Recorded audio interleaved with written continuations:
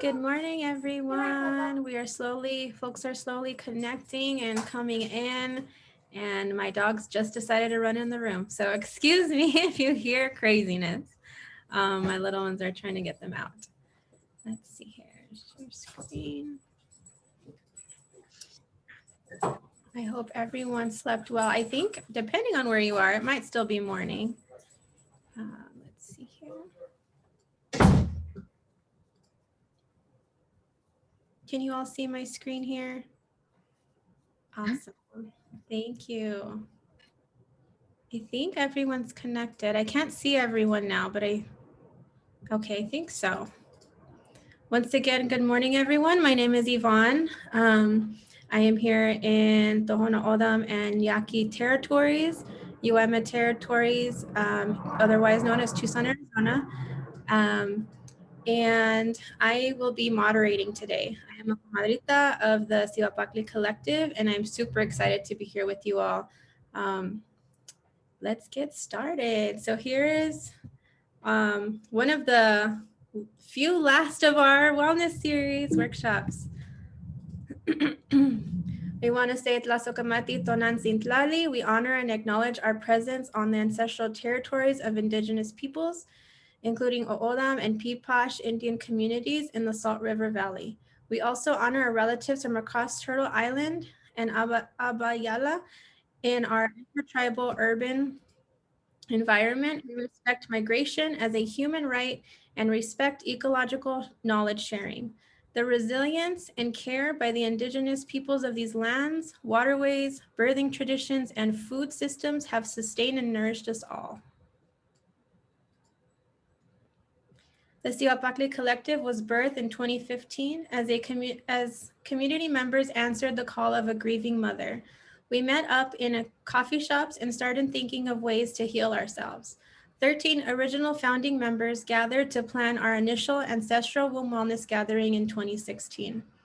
Tribal representation of the CC embodies indigenous peoples from nations throughout Turtle Island and Abayala, including Philippines, Hawaii, Cuba, Canada, Colombia, Mexico, and Guatemala.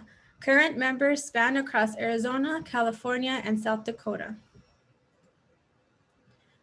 The Siwapakli is rooted in ancestral and traditional knowledge. The collective is committed to inclusively empowering families through cultural revitalization, education, food justice, birth equity, and reproductive justice, and advocacy and consultations. We support the physical, mental, emotional, and spiritual self-determination of peoples from womb to tomb. We are comadritas, spiritual siblings, parents, tias, birth workers, traditional knowledge keepers, weavers, gardeners, scientists, students, herbalists, womb workers, translators, cooks, caregivers, artists, and community. Thank you. Let's see here. I'm going to go ahead and end my stop share. Okay, can you all see me? Awesome. I'm going to go ahead and introduce our first speaker, Chef, excuse me, I'm reading, so that's why I'm looking down. Chef Maria Parra Cano is mommypreneur of Sana Foods, as well as co-founder and executive director of the Siwapakli Collective. Maria is a Chicana indígena born in Phoenix, Arizona, with her lineages stemming from the Mexica peoples from Texcoco, Mexico, and Raramuri people from Cuauhtemoc, Chihuahua. Maria received her undergraduate degree from Arizona State University, her MBA from Grand Canyon University, and a culinary arts degree from Scottsdale Culinary Institute, Le Cordon Bleu. Maria is a mother of 4, with her oldest being 8 and the youngest being 3. She is married to Brian Cano, who is the artist and soul behind Ironwood, Metalworks, and Co-op. Maria is a mother, wife, sister, aunt, community organizer, danzante y mujer de ceremonia as part of the Calpoli Nahuacalco and other ceremonial circles for the past 21 years. Maria is a board member for the Sagrado, the Orchard Community Learning Center, and is a farmer, co-founder of the Food Forest Cooperative Spaces of Opportunity in South Phoenix. Maria is also an Indigenous lactation educator, birth and postpartum comadrita and doula, flower essence specialist, and rebozo use educator with Indigena. Maria's work is a restorative movement aimed at healing Indigenous communities from diseases like diabetes and hypertension, healing our bodies from birth, and using food as medicine. Maria was taught to cook at a very young age by her mother, Maria Cristina Parra Martinez, and learned about indigenous cuisines from central and southern Mexico. Born in the Sonoran Desert, Maria has kept connections with plant relatives from the territory and has been working with local community groups to expand their knowledge of ancestral and traditional foods by providing community cooking classes, demos, and workshops as part of the Indigenous Food Pantry. So I am welcoming and introducing Maria Parra Cano here. And just a short reminder, I am here to moderate. And if you all have any technical difficulties, feel free to type them in the chat. And I will be here to support you however I can. Laso kamati. Tasokamati comadrita Ivan, Mimashpan 5, Nueva York, no toca Maria Parra Cano. Good morning, everybody. Pleasure to be here with you all. And just really thankful for a new day, a new time to be here in this shared space. And just to see so many of you, recognizing some faces, some names, and really, humbled to be here with you this morning. I also have the privilege to be able to introduce our sister, Stephanie, auntie, auntie sister. I feel like it's both. In many cases, Dr. Stephanie Big Crow, who is a member of the Oglala Lakota tribe. Her Lakota name, Ohitika, is that correct? Ohitika was given to her by her maternal grandmother, Violet Little Hawk, who helped raise Stephanie alongside her single father in the district of Wakpamni in Pine Ridge Indian Reservation, South Dakota. Stephanie's Lakota name in English translating means brave woman or woman who holds no fear, fearless. Stephanie was raised in the district of Wakpamni, located on the Pine Ridge Indian Reservation in South Dakota. Currently, she is the Regional Academic Advisor for North America, Arctic, Pacific regions for the Global Leadership School for Indigenous Women through the International Indigenous Women's Forum. In conjunction with the Institute for the Study of Human Rights at Columbia University and the United Nations Permanent Forum on Indigenous Issues in New York City. Stephanie is a member of the International Indigenous Women's Forum located in Cusco, Peru. Additionally, Stephanie is a member of the Oseti Salwin Sekangu Treaty Council, and I hope I, with all respect, did not butcher that. Council representative of the 7 council fires of the Lakota, Nakota, Dakota nations. Stephanie's previous position includes serving as the tribal healthcare coordinator for the Arizona Medicaid program and as research assistant and study coordinator with the Stop Atherosclerosis in Native Diabetes Study. SANS. The SANS study was published in the Journal of American Medical Association in 2007. She's also contributed to various other research projects working with the Oglala, Lakota Sioux, and Diné Nation under the Black Hills Center for American Indian Health in South Dakota. Stephanie holds a doctorate in business administration, healthcare management, and leadership from California Intercontinental University in California. She received a master's in education from Northern Arizona University and proudly obtained 3 associates. Whew. Oh, Stephanie, that's a lot. 3 associates and a bachelor's in social sciences from her tribal college, Oglala Lakota College in South Dakota. In 2015, Stephanie received a completion certificate from Indigenous Women's Global Leadership School at Columbia University in conjunction with International Indigenous Women's Forum and the United Nations Permanent Forum on Indigenous Issues. She has 24 plus years of volunteer experience in Indian education, tribal communities, and advocacy.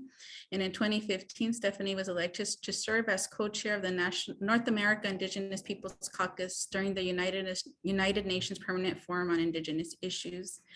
Lastly, Stephanie is currently applying to law school, focusing on intellectual property law. Stephanie's interests include legal protections and ownership of intellectual property rights, traditional knowledge, cultural and genetic resources for her tribal nation, honoring the fate and the next 7 generations.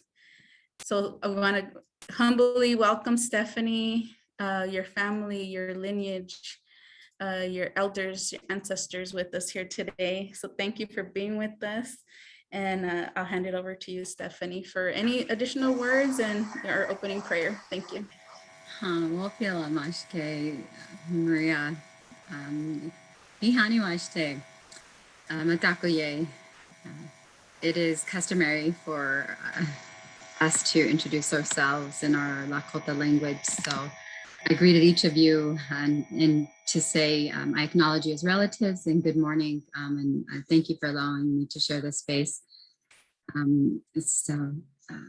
Matakuyape.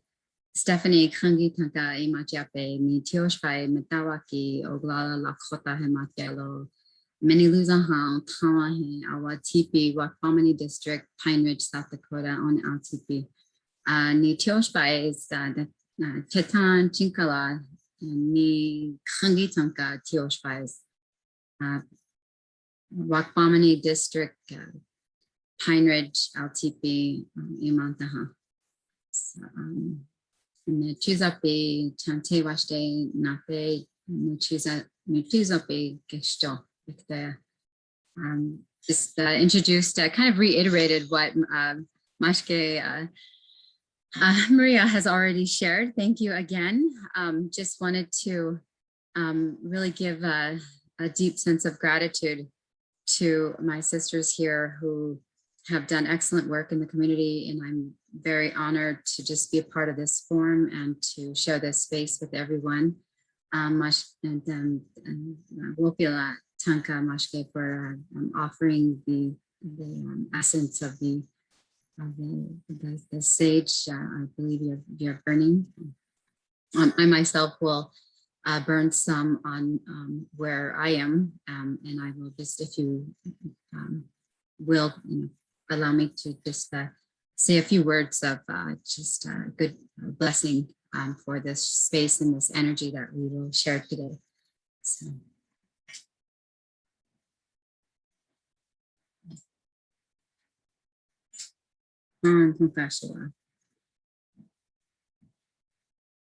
The empathy wopila ni chiche tokaya he ne metakuye uchati shakoi lila wopila ishta atadila ki ni ayate ni kate umshakala ni chiche lila wopila tanka. So I shared just a very brief and basic prayer, acknowledging our ancestors, and technically I would get up and offer my pray in the 4 directions. And there's actually 7. And Mchimaka to the Witakwi Oyate, to the Star Nation, to the ancestors who walk above us in the other worlds, and then also in the center of our being, which is our Nachi. I offer each and every one of you just good energy today, and I'm looking forward to sharing this space with you. Wopila for allowing me to share that prayer, Moshkin. And I will turn it over to Yvonne so we can proceed with today's exciting topic. Thank you. Thank you so much for the prayer and the medicine. I wanted to check in with you both to see if you prefer that folks type questions in the chat, or if, and then I can read them aloud, or if you wanted us to wait till the end, if they have questions. Either or is fine with me. Okay. Maria? Yeah, if you want to go ahead and have people access the chat, and then as we go along, if something comes up, then we could address it. Okay, perfect. Sounds good. Thank you all. Thank you so much for your patience. So we're going to go ahead and begin. We have a list of questions here. And if you all have questions, please feel free to type them in the chat. They don't have to be related, but if they're you know, something specific that you want to ask here. So one of our first questions is who we are, our family lineages, and our ancestors. Can you all share a little bit more on those topics?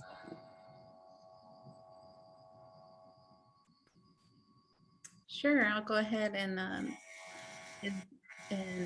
share a bit. My family originally is from Texcoco, Mexico, which is right on the, if you're not familiar, it's right outside of Mexico City, where Teotihuacan is, around there. It was part of my Texcoco is actually part of the Triple Alliance, which the Triple Alliance that fought off the colonizers during the, you know, when the Spanish arrived to that part of Mexico.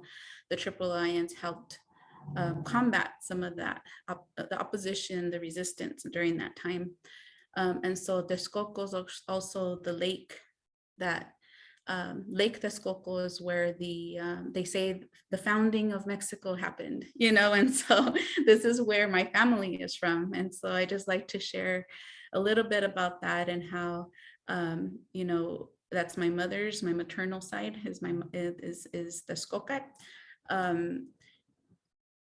Later on, years later, she met my father, who is Raramuri, or what we know as Tarahumara nation from northern Chihuahua. Them both being self-employed for most of their lives as tailors or sastres mexicanos. And so I think that's where I get my entrepreneur spirit is from them and seeing that growing up. But I am one of 9 children to my parents, one of 6 females. There was many of us girls in the home. And I myself now, you know, my family migrated here, like many others have, to Phoenix in the early 80s, sponsored by mariachis. If anybody's familiar with mariachis, my parents, musical groups that play a lot of traditional Mexican music. They were actually sponsored to come to Arizona so that they could share the mariachi. They were making their outfits. And so they were traveling so much that the mariachis in Phoenix gathered and said, we're going to sponsor them to come and live here. And so that's how our family came. And then our family traveled here. I'm one of the firstborn in this, you know, in Arizona, 2 younger sisters, and the rest, you know, all had to struggle with their own displacement, and then also tried to become what, you know, learning English, learning languages that aren't theirs and things like that. So our family, it took a while, and I don't want to say we fully, for us, assimilations are really, really different, very interpreted by the different generations of my family. My older siblings are 10 years older than me, you know, and so we have different layers of that coincides with that, right? Different traumas associated with all of that as well. And so, so once I became, you know, I was in junior high school when I started community organizing and doing things in the neighborhood and seeing, you know, not happy with things, how people were being treated. And my mother was like, no, go. And she would tell me, where do you need to get, which protest do you need to get dropped off at, you know? And so we're very fortunate to have a mother who, for us, it was very supporting, but she was always like, she felt she could never do that as a mom of 9 at home, that she was always like, no, you guys could go do it, you know, it's your turn type thing. And so this is where I was introduced to Mecha and student organizing, other groups early in high school, as well as Dona Tierra Community Development Institute here in downtown. And so became very active in organizing around social issues, around Indigenous people issues, around things that affect our families, right? And so that's the first time I saw our early ceremonies were out at a park when the danza, when the Metitolitzli or the danza Azteca, the Aztec dancing, you know, I saw that at a young age and said, I'm going to do that one day. And that's how I still really feel that the way to bring knowledge or bring these type of traditional, these ancestral ways of being is, you know, we protect them, we hold them very dear, but I also feel like the only way to get attention sometimes is like instilling that little seed that she naturally into people's, whatever they see, whether they hear, they smell, they feel, you know, being able to include our traditions and some aspect of that and sharing that with full respect, you know. So I remember that as a child and thinking that's what I'm going to do. And sure enough, I've been dancing now 21 years. And then also, you know, part of different ceremonial circles, and really proud of acknowledging my lineage, of knowing, and I'm very fortunate at that, and being able to know where my family comes from, and also with so much respect and humility, also knowing that there's a lot of things I don't know, you know, and being able to share that and acknowledge that, and see how now being in Phoenix, coming from a different area where food was honored, land was honored, food was processed so differently, now being in an urban setting, that shifting of it, you know, and how we can maintain our, not only our traditional food ways, our healing ways, but also acknowledging, you know, the dynamics of being in an urban environment. So I'll stop there and then I'll go ahead and hand it over to Stephanie. Thank you. Very interesting, just kind of some of the key words that you spoke about, because I think in earlier conversations, we recognized immediately that we are indigenous of an ancient DNA, you know, and so, and of course, just for you know, just for the audience, that I do focus on the legal protections of indigenous biogenetics and intellectual property that's embedded into our traditional knowledge systems, that's based on our indigenous languages. And I think it's a beautiful thing, because I cannot, and as I've mentioned before, when I hear your story and just your background, I just feel it's just amazing, the resilience. And I often wonder, you know, the level of that resilience and that mitochondrial DNA, you know, and because our people, regardless of which nation, we were nomadic, you know, we never remained stagnant in any which way, shape, or form. So Wopila, for always sharing that, because I always catch another key word that you say, and it kind of triggers a thought, you know, every time we talk. My lineage, you're going to hear me use my language intermittently throughout this presentation. One, because I really don't know an English interpretation for it. Two, I'm just used to it. I will apologize ahead of time, and I definitely will, you know, try my best to explain or to give the best definition that I can to help the audience understand. So I come from and excuse my enunciation. I have to say this right away, because this is kind of a part of the topic of identity, right? I have what specifically my husband says, a res accent. I don't know. You will have to just come back to Pine Ridge with me and see for yourself, you know, whether or not that's true or not. But what I do know, so being raised, I was raised by by a single father in the district of Wakpamani. Wakpamani is located on the Pine Ridge Indian Reservation. It is the largest district, so a subdivision of the Pine Ridge Indian Reservation. And I was actually raised on well over 500 acres of land. I will never know in my life what it would have felt like as a child to look out my bedroom window, or any window in our home for that matter, and see a neighbor or even see a home next to me. I seen the prairie grass, and I, you know, seen just miles and miles of land. And of course, my relatives who lived within the area. but not close enough. So I was raised by a single father. My ate, my father, is Tim Bickrow. He still currently lives in Wakbamani, in the house that I was raised in, and which I call home. And he's still working for the Oglala Sioux tribe, the commodity warehouse program. And he's just celebrated, I believe, 39 years, but altogether 42.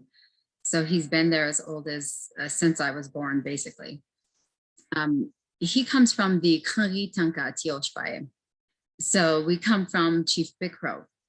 Chief Bickrow was one of the 5 original bands that during the time when the US cavalry had come in and started to slaughter the buffalo on the plains, when our people were the bands of the Ocheti Shakoi, which means, and if you interpret it in a literal terms, it means it's referring to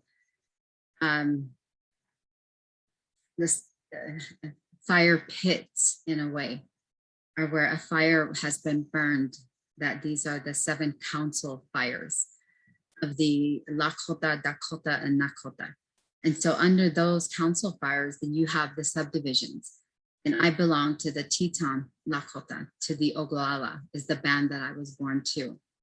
And so the Oglalas are well known throughout history.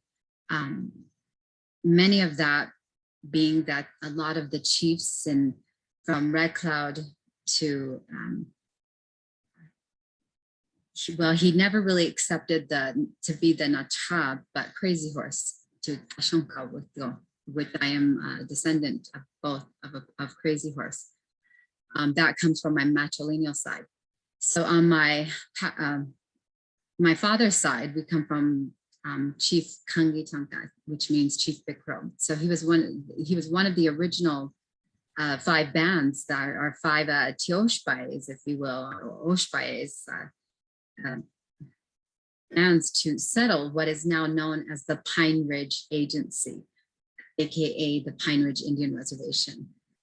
That's the reason behind why the Bickrow Tioshpai is so big and why we own so much land. So there's a lot of Bickrows out there. It's a very common name as Jones in the Washichu world, the Western world. My matrilineal side, I come from the Itancha Chetan Chinkala, the Chief Little Hawk. And Chief Little Hawk was Crazy Horse's uncle, and they fought together during the battle of what we call Greasy Grass. And so we named that, people know it as the Battle of Little Bighorn. I've always known it by the Battle of Greasy Grass. And I was told by my grandmother that we called it that because after the battle, when looking back at the prairie grass, there was so much bloodshed that the reflection of the sun and off the blood-stained prairie grass made it look as though it was grease, or that it was this reflective state. And so we call it the Battle of Greasy Grass. And so I do come from both those Tioshpais. Going further back, I can go generations back, but I come from many cartridges. Gosh, and believe it or not, what we recently found out is that about 7 generations back, that there was a Yaqui in our territory who married into our Tioshpai. So I might indeed have Yaqui indigenous DNA, which is pretty amazing because I highly respect the Yaqui indigenous peoples, and I just think they are extremely just a beautiful people, the Yoeme. So, but we're still currently maintaining those, trying to dig further back. And of course, majority of our lineage, so with both Chief Bickrow and Chief Little Hawk, I do come from medicine men and medicine women. My family is very diverse, and moving into now the 21st century, my grandmother, Marcella Bickrow, who is my paternal grandmother, She was actually featured in the Guinness Book of World Records for having, I want to say at the time, 6 sets of twins or 7 sets. I can't remember. And I believe someone, a woman from China, beat her record. I want to say with maybe 10 or 12 sets of twins. I'm not sure. But my father is the 3rd set of twins born. Yeah.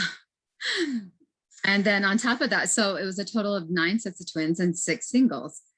So till this day, so I'm currently going live from the Chesapa, from the Black Hills, the sacred lands of the Ocheti Shakoi.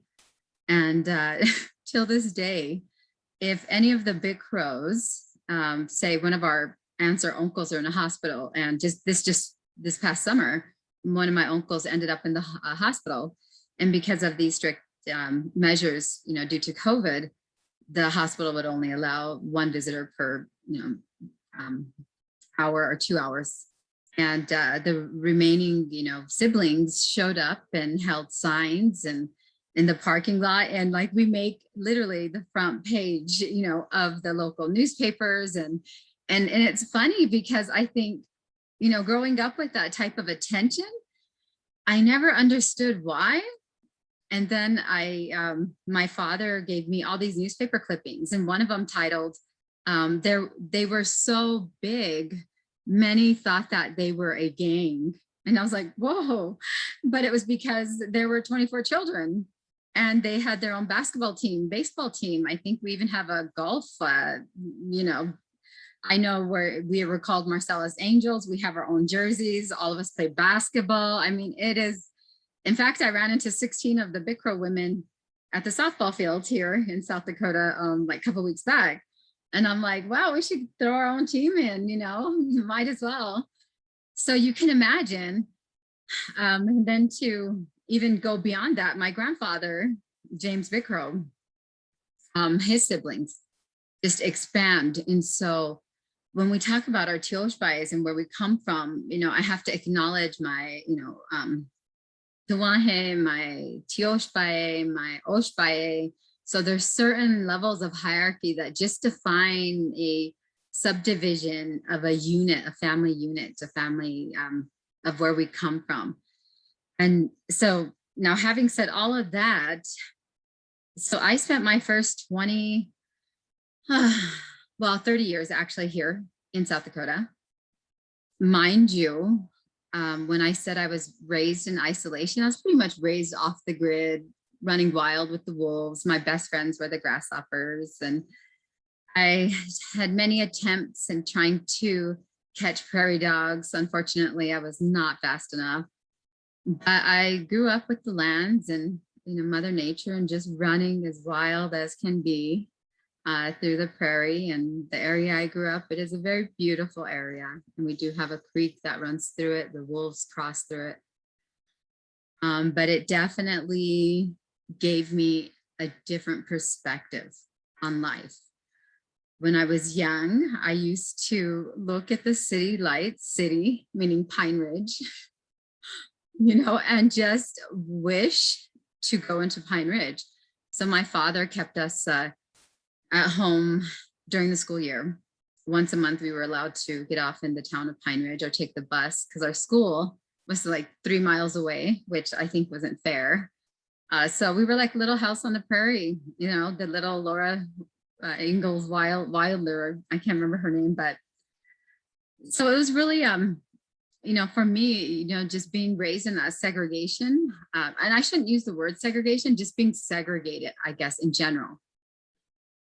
I grew up with the grasshoppers, with the crickets, with the tadpoles, the toads. I can tell you the different cycles of life. I can tell you which plants will be ready to harvest.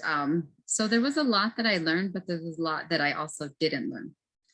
And the summer times I spent with my grandmother in either the district of Calico, where the Little Hawk Tioshbai resides, or in the community of Northridge in Pine Ridge. And so she was the one that would take us out, and she would teach us to pick chokecherries and our plums. And how to make bapa, which is our dried buffalo meat, our dried choke cherry patties, our wasna, our wahampi, our wojapi, the different plants. So it was a really beautiful time. And I'll say that I was looking back now at the age of 42, living in this 21st century.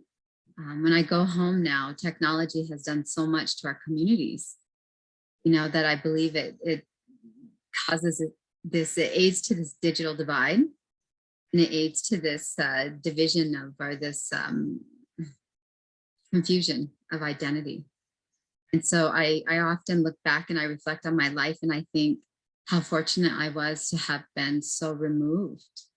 And at one time I used to achnia my father. So achnia means like you want to pinch, you just achnia, you shpi. Now I'm grateful to him for raising me in that manner. So those are both of my tioshpais. Thank you so much, Maria and Stephanie. We wanted to get a little bit of history on your families, and now we wanted to know, what are your experiences as Indigenous women in Phoenix specifically? So in city, very fast paced. Can you all, we don't have to go in the same order. You all can, whoever's ready to go first. You notice I'm giving Maria the head nod, like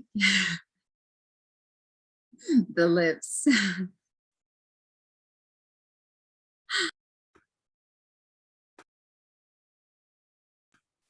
Oh, okay.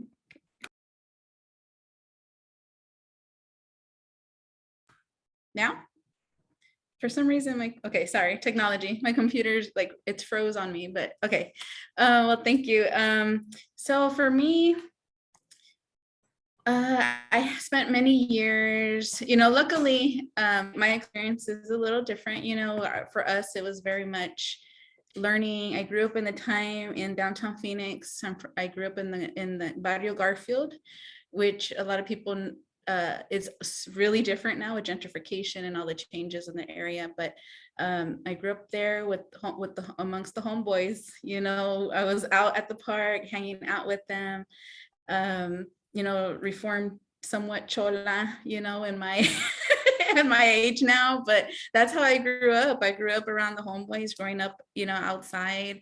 As I got older, growing up, we were still, one of 6 girls. My mom had a really hard time trying to protect us as being 6 girls, as well in the streets. So I didn't understand then. Now, as a mother of three little girls, I completely understand where she was coming from, and it took motherhood, parenthood to be able to understand that, and so really grateful for at the time. I wasn't so much. I fought her and opposed and wanted to go do things, and I couldn't, and so, but also for my family, there was also a time where they even though they had a visa and status here and this to be here, there was a time when my older siblings, remember hearing a siren and being scared, or, having the fear of being detained, and so many of our community still lives like this, right? And so I didn't know until recently when one of my older sisters was sharing this with me, and just seeing the differences even within our same family, how different we grew up being in the city, and I always like to share in some of my cooking classes that I was fortunate enough to have learned how to cook for my mother, everything from scratch, cooking out on the fire, outside, cooking, sometimes my dad, we couldn't be friendly with some of the animals because my parents would usually cook them or prepare them, and so that's probably why now I don't eat any. I try not to, probably, but we were small, and my dad, we grew up out in the fields in South Phoenix. I mean, we would migrate from downtown Phoenix to, if they didn't have work, we would go work the fields with them, you know, and so we would be out there too in South Phoenix and let's go pick up some rabbits or something like that, you know, and so that's one of our ancestral foods are actually rabbits. And so my mom would send them off, we would go, we would be playing with the rabbits and then we wouldn't see them again, you know. So we understood what was going on, but we're at that age, we didn't, you know. But also, it wasn't until my undergrad where I was a freshman at ASU at Arizona State University, first time out the house, and I had a roommate, or a dear, my compadre, who's like a godfather to one of my child, who was making some food. And I was like, what are you doing? He was making Mexican rice.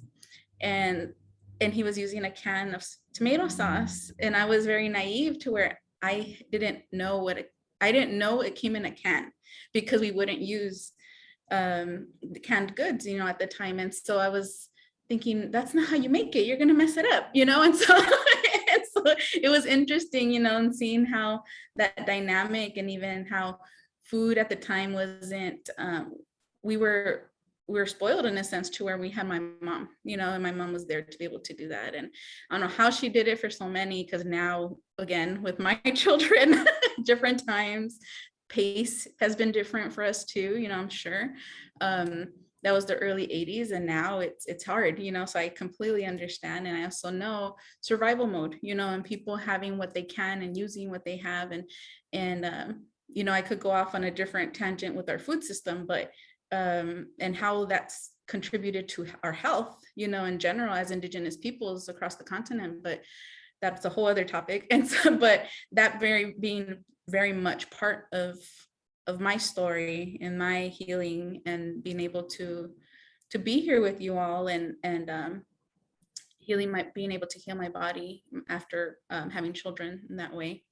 But I was very fortunate that early on in my college, as an undergrad, is when I also reconnect with the community of folks here in Phoenix who were practicing culture, practicing ceremony, practicing different ways through dances, through sweat lodge, through different, you know, ceremonies that now span the entire continent, like the Sundance and things like that. And so very fortunate to have met people in this way, or I should say reconnect, because I knew them at a very young age. And then circling back as an adult, as a young adult, being able to say, this is what I want to do. This is how I want to live. This is the road I want to be on in my own path. And so early on, you know, I was 18 the very first time I did danza, or that, you know, our traditional dancing, and I fell in love with it, you know. And years later, I learned very quickly, I knew some of the beats. And somebody asked me one time, I was in a class and I was doing some beats with my hands, and they're like, this was before I even danced. I knew the beats before I danced. And so ironically, they're like, do you dance? And I was like, no, but I've heard this beat, you know. And one of my very first ceremonies, my medicine ceremonies, I was like, I've had this before, you know, I've tried, it's familiar. And so I really connected that genetic memory that we have, the genetic memory when it comes to our ceremonies and our lineages. And so, so then drumming became very easy to me. So I'm also one of our drummers on our wewet and our instruments. And so that became the sound, the connecting the sound, that heartbeat that we carry with the drum, you know, and using different gourds or rattles, you know, that we have around us. It's something, it's like another arm of mine, you know, it's a part of us. And so was very fortunate to be able to be in those spaces and learn, you know. My first sweat, I was 16, and being able to, and this is here in the city, you know, so I had a very different experience. And for me, very fortunate to now be able to share that with my children and caretake for our own lodge and our teachings in that way, and to be able to share that. And so I know for a lot of folks here in the city, having those spaces is difficult. Having those communities of support is hard. But I was very fortunate, and still, you know, 40 years plus that this community is here in Phoenix, and being able to support families in that way. And then as a mother, you know, helping a lot of the women in the community raise their little ones, and using rebosos to baby wear, and watching so many kids, you know, grow up along the way the past years, when it came time to myself to be a mother, that's where I felt the shift. I felt the need, the generational shifts, really. Like I helped other people raise their kids, and that was amazing. And then when it came to me, I was like, oh, where's everybody at? You know? And so this is how the Sibling Collective actually started. You know, it was as a calling out for support that I needed after the birth of my second child, and my mother had just passed away. And so then at that point, it was postpartum depression that I could recognize and acknowledge at the now, you know, knowing that that's what it was, but also seeing that, you know, reaching out to a vast source of women that I knew on social media, from different walks of life, different ages. Our first meeting, there was 8 of us that met at a coffee shop, newborn babies, older babies, no babies, you know, nieces, nephews, raising your grandchildren, children even, you know, we started gathering, and that's now the Sibling Collective, and being able to support one another in different walks of life, you know. And so parenting, even I do have my husband, my partner, Brian, who is amazing, and being able to support all my craziness and that of our daughters. But, you know, I feel very fortunate to have him as part of our lives as well, because I know the struggles of parenthood, the struggles of for many who have a hard time, you know, having to co-parent or parent alone, you know, as well. So I want to acknowledge that, myself being very fortunate in that way, but then also acknowledging those who have a hard time and need the support as well. And that's what, you know, hopefully we could help support in that way for some as well. Stephanie. Definitely. Oh, your words definitely resonate. Wow. So, and I kind of was just getting choked up a little bit, you know,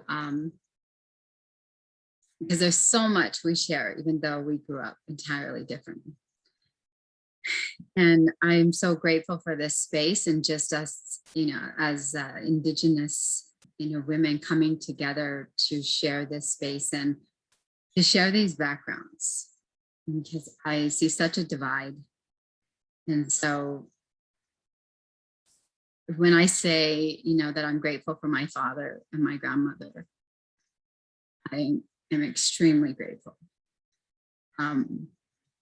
So when I tease because I'm 42 years old, and I think I learned about landscaping probably in like 30 years old, because in my mindset, I was never raised.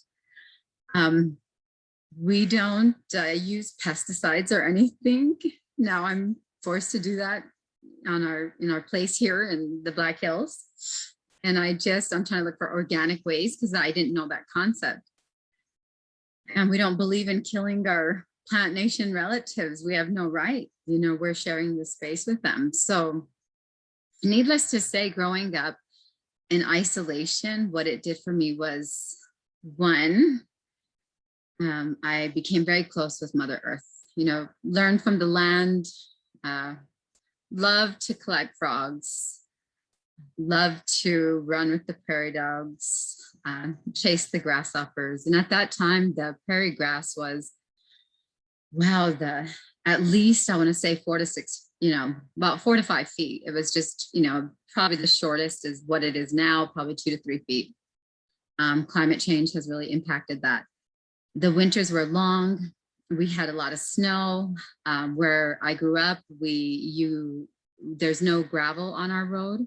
It's literally dirt today.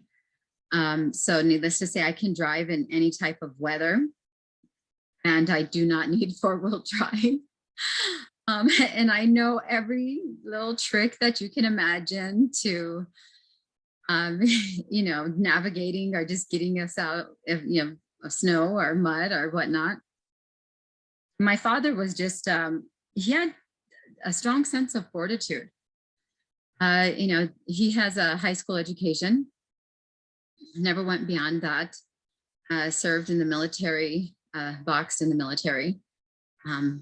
So when raising my older sister and myself, he never believed in domesticating us. And so he basically would teach us auto mechanics. So we'd be out there helping him bleed brakes, you know, at a young age. And I remember just being so short and just so tiny. I'd be hanging on to the steering wheel and just pushing down on the brakes really hard while he was bleeding them. And as I got older, he'd say, come, you know, listen to this, or, you know, what does that sound like? And he would say, that's your timing chain, you know, it's your timing, you know, it's off, if your idle's high. And so, you know, all these things he did, not to mention that we were always getting stuck. And so we're about 2.5 miles south of Highway 18, and then another half a mile out. So in the wintertime, there was just so many different roads that my dad, you know, and we never had 4-wheel drive, and he would continuously take us through these routes, and we just knew to hang on, bear down, and hopefully we didn't get stuck, you know, but 98% of the time we got stuck. And when I was young, he would carry me. And so he would just put me on his back and, you know, and have the groceries. And I remember just my dad, and I'll have to share a photo later, but he reminded me of Clark Kent, like Superman. So I used to just look at him as my Superman. And he would just take us home, get us settled in, and he would go walk back to wherever our truck was. And I grew up with the old vehicles, right? So my language too is very much that old school language. When I cubbyhole, glove compartment, you know, so there's a difference between how those terms are interchangeably used. And I learned that here. But yeah, it was interesting. So fast forward, I actually had to go into the town of Pine Ridge for high school because my elementary school only went K through 8. So I grew up with, you know, went to school with the same kids my entire life. Unfortunately, of my graduating class from Pine Ridge High School in 1997, well, our freshman year when we enrolled, there were a little over 500 freshmen. About, you know, about time when the graduation, or when we were preparing for our senior year, there were half that enrollment. By the time that we actually graduated, there were 67. Of the 67 graduates, I think there's 32 of us left. Many of it was preventable. But I think for me, because I've known, you know, we grew up together from Pine Ridge Head Start to Wolf Creek Elementary to Pine Ridge High School. But even going into the town of Pine Ridge, because I was raised in such rural districts from Wakpamani to Calico. I was raised from that male figure who taught me how to box, who built me my basketball court with, he used the empty commodity cans of beef. You know, back then they were all silver or white. And he would just, you know, put them upside down and pound them into the ground. And that he would tell me, you know, shoot, you know, 100 free throws, you know, 100 3-pointers. And, you know, so he was continually training me. And I don't even know how old I was when he started training me in boxing, but all I know is he cheats and he's unfair. You know?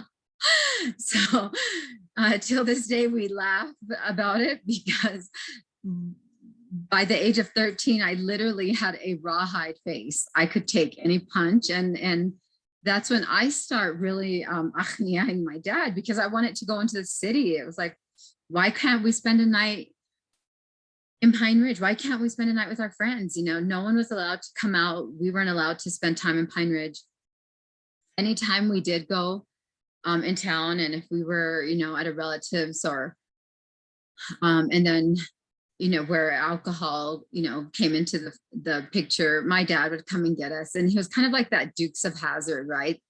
But instead of that car, it was a truck. And so he had an older, I want to say it was a 68, maybe 69 Ford F100, and then Ford F150, or 59 and then 69, Ford F100 and Ford F150. And all I remember seeing is him pull up, and I'm like, ah, because, you know, then he pulled us from, and we knowing that, you know, once the adults were, you know, tipsy, that then, you know, back then they used to use paper food stamps. And so they would give us these paper food stamps, and we'd go down to Sioux Nation and we'd buy penny candy, and we could get like all the candy that we wanted that we weren't normally allowed because we were very poor. I think my dad made about $2 an hour, and most of our money went into our home because it's a 6-bedroom house, and the utilities. And so we grew up very poor, patches on the knees, you know, bell bottoms, until eventually our high waters, till eventually they became, you know, the summer shorts. So very naive, I would say. And because we grew up in this way, and just the first 13 years, I was literally isolated, that I didn't know a whole lot. And what I did know was what I learned through television, you know, watching and observing, and, you know, wondering what it was like to see these big city lights and these big buildings, and just, you know, what that would have been like. And because we, again, never traveled, you know, let alone to the city. My dad would, but he wouldn't take us. And it was, so for me, going into the town of Pine Ridge, when my little house on the prairie school, which is now expanded, was 3 miles away. You know, I literally had perfect attendance. You know, I start acting out like around in 6th grade, you know, just wanting to just kind of like break out, be free. I don't know why. I literally was free. It's not like I felt like I was in prison, right? Because my dad was so strict. But it was a safe and it was a nurturing, you know, environment. So when I actually went into the town of Pine Ridge, I thought that was a culture shock, you know, because I was so naive to think that, you know, we were all the same, you know, because we are all Lakota. You know, when you attack one, you attack us all. And that was the mindset I was brought up with.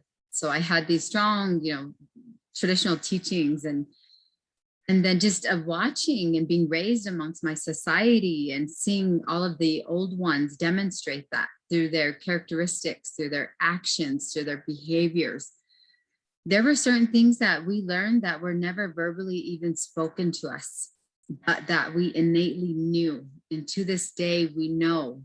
And I myself will question some of my other relatives and friends from back home and say, well, who taught us that? Or how did we know this? And they will say, I don't know, we just knew. And so we really, it had a lot to do with what I strongly believe in regarding the, it takes a tribe to raise a child. And having been raised with my tribe, amongst my tribe, knowing all my friends from, again, Pine Ridge Head Start all the way to those who made it through high school. That was my tribe. Having been raised with all my aunts, and I have a lot from both sides, they're all my mothers. I address them as such. You know, I don't call them by their first name. They're my tue, you know, my ina. I show respect, you know, all my uncles, my lekshis, they're all my fathers. All my unchis, my dakas, they're all my grandparents. You know, there's no such thing as, and I don't quite understand that whole first cousin, second cousin thing. I don't think I ever will, but we were taught to address each other and that kinship, you know, and how we're related. And so this level of observation and these critical thinking skills that I have today, I'm grateful that I learned them through our ways of Lakota, through these life virtues of what was expected of us. And all along they were teaching us, you know, it was up to you and whether or not you listened or you observed, you know, because one of the very first things that you're taught is observation when you're in the cradle board. And that's why I have our Takoja Iwoblui. I brought her cradle board and put it out, you know, just as a reminder, visual reminder to share with our participants, our relatives who are joining us today. So fast forward, where I thought the trauma of just battling in the streets, right, in Pine Ridge, and I think my fighting reputation, you know, kind of supersedes itself. Where today everyone knows, like, go through my mother first. And if you make it through her, which I did get to know as I grew up, as I got older, if you make it through her first, and then, you know, if you're my generation, you know, I hope not. I'm 42 years old. I don't anticipate ever getting into a physical altercation. But, you know, you never know, you know, times have changed so much and our communities are just, oh my gosh, they're not what they used to be. Technology has done a lot to our people psychologically, emotionally, spiritually. But I always tell my husband, you know, I never forgot, you know, any of the combinations, and I know how to read people's body movement to their shoulders, to whether or not they're going to hit with their left or, you know, they're right. You know, I said, so my dad trained me well, you know, and I also hunt buffalo, and I'm a very good shot. Just a very strong mentality, because I was raised by a father and a grandmother who relied on these concepts of this amblasia. It's a way of life, of cycles that we circulate through as women. And so as mothers, and that encompasses all of our responsibilities in these spaces and these places that we are blessed with, from young women to becoming women, to bearing life, you know, to becoming grandmothers.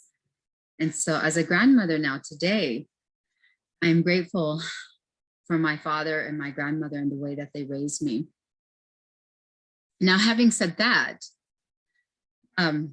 fast forward, I leave, you know, the reservation. I receive all my undergraduate education through my tribal college, Oglala Lakota College. And at that time, in the early 2000s, I was just sick of people making fun of our tribal college. All of my instructors, my entire life, you know, as I grew up, I never realized they were former senators. You know, they were former lawyers, retirees, all different backgrounds, healthcare administrators that came back and taught me. And they would not teach me the Washichu way, the Western way. They would interpret it. And it was always through storytelling, because I learned differently. And so going through my undergraduate, it was interesting because you applied those kinship systems, or those social norms, these social responsibilities of Wolakota, and these virtues that we hold of respect and fortitude and compassion and generosity, and, you know, these are what you're taught. And so these social aspects that you innately know are now incorporated into our classrooms. And then our instructors are our relatives. So you have a higher standard. And I didn't realize that. And I had to, in order to realize that, in order to gain that perspective, I had to leave and challenge myself and apply to a higher, you know, to a Washichu university, to a larger university. And so I ended up attending NAU, Northern Arizona University, in Phoenix, and pursuing a master's in education. And just to test that theory, you know, because again, people, you know, if you want a college degree, go to OLC. You know, all you have to do is show up and you get a degree. Well, when I went through NAU, mind you, just my graduate degree, and even doing my pre-law at Berkeley, having attended American University in Washington, DC, Kogat School of Business, they don't have anything on OLC.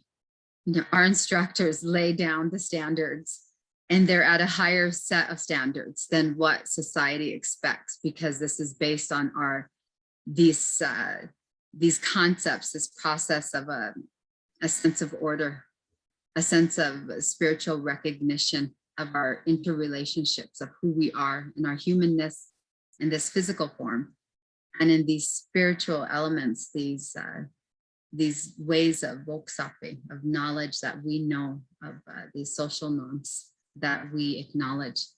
You know, whereas in the Washichu University, you could get away with, you know, you did not have to, you addressed them in a very Western way of doctor or professor, whereas in the Lakota classroom or the Oglala Lakota College, it was different. It was based on traditional kinship systems and how each of us were interrelated. And it was very difficult because they held the standards high for you, and they could correct you and discipline you, and they had that right. Whereas here, they didn't. They were going to get paid regardless if you failed or passed. Here, you had no option. It was, they set the standards. They don't give options, they set standards. And so that for me was a great experience. But the most, I think, important aspect of this entire life journey thus far, and something that is very still emotional for me, when you talked about your upbringing, you know, I could never imagine what it must have been like for you.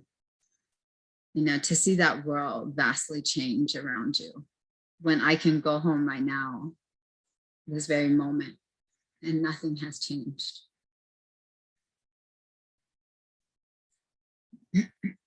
So when I left in 2010, I was a single mom.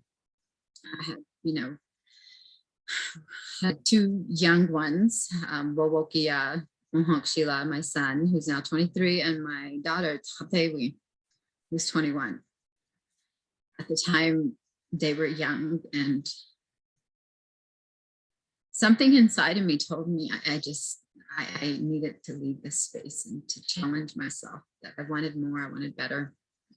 So I did. Of course, I always wanted to live in Phoenix, or at least a place where there was no winter, right? Where we're not going to get stuck. I'm not going to be having to walk in the snow, because later on Dad made me walk, you know, so I got too big to be carried. And so I always wanted to experience this life of just the palm trees. And I was just so excited. And so I moved down there, just resigned from my position as study coordinator. Rapid City's population is probably about 93,000. The Pine Ridge Indian Reservation is about 105 miles from the city. And so for me, it's just an extension of the reservation. So to actually move out of state was something I had never done before. I had done an internship in DC, had traveled, you know, to different powwows, but had really never lived technically out of the state. Nor did I ever live in an urban area. And that by far was probably the most, I can't even say the time of my life where when they say protect your spirit, I think at that time is when I was my most vulnerable, because I had absolutely no idea what I was getting myself into. I knew how to navigate the systems very well. I knew how, especially because of these disciplines that were taught, you know, in observation, to listen, to utilize these teachings, you know, of our ways of wolakota, of these spiritual laws of wokhwe. That if it hadn't been for those teachings, I probably would have never survived Phoenix, because it was such a culture shock for me. And the reason why I get so emotional is because I can still feel that pain of being so lost, knowing that this place that, you know, when I first came into it, just observing, you know, where I was at, trying to familiarize myself with the environment, connect with the energies that were unrecognizable, with the people, the culture, the community, none of it, you know, I could recognize. You know, there was no part of, no, there was no sense of energy that my nachi, my spirit, could recognize. So in fact, I came home right after I moved my stuff in, didn't even unpack, came right back home, literally, you know, stayed for a few weeks, and I knew I had to go back because classes were starting. So I did. I thought, just, you know, it's just going to take time, just try it again. So I go back, and after, I can't even remember a certain amount of time, because it was literally a culture shock. I was in survival mode, something I had never experienced before. And to see that many people, I've never seen so much man-made parks, like lakes made of cement. I've never seen so much cement in my life. It was just something else. I mean, it was just an entirely different world, and it just scared me so much. I just remember praying. I pulled off the Black Canyon Highway, one day.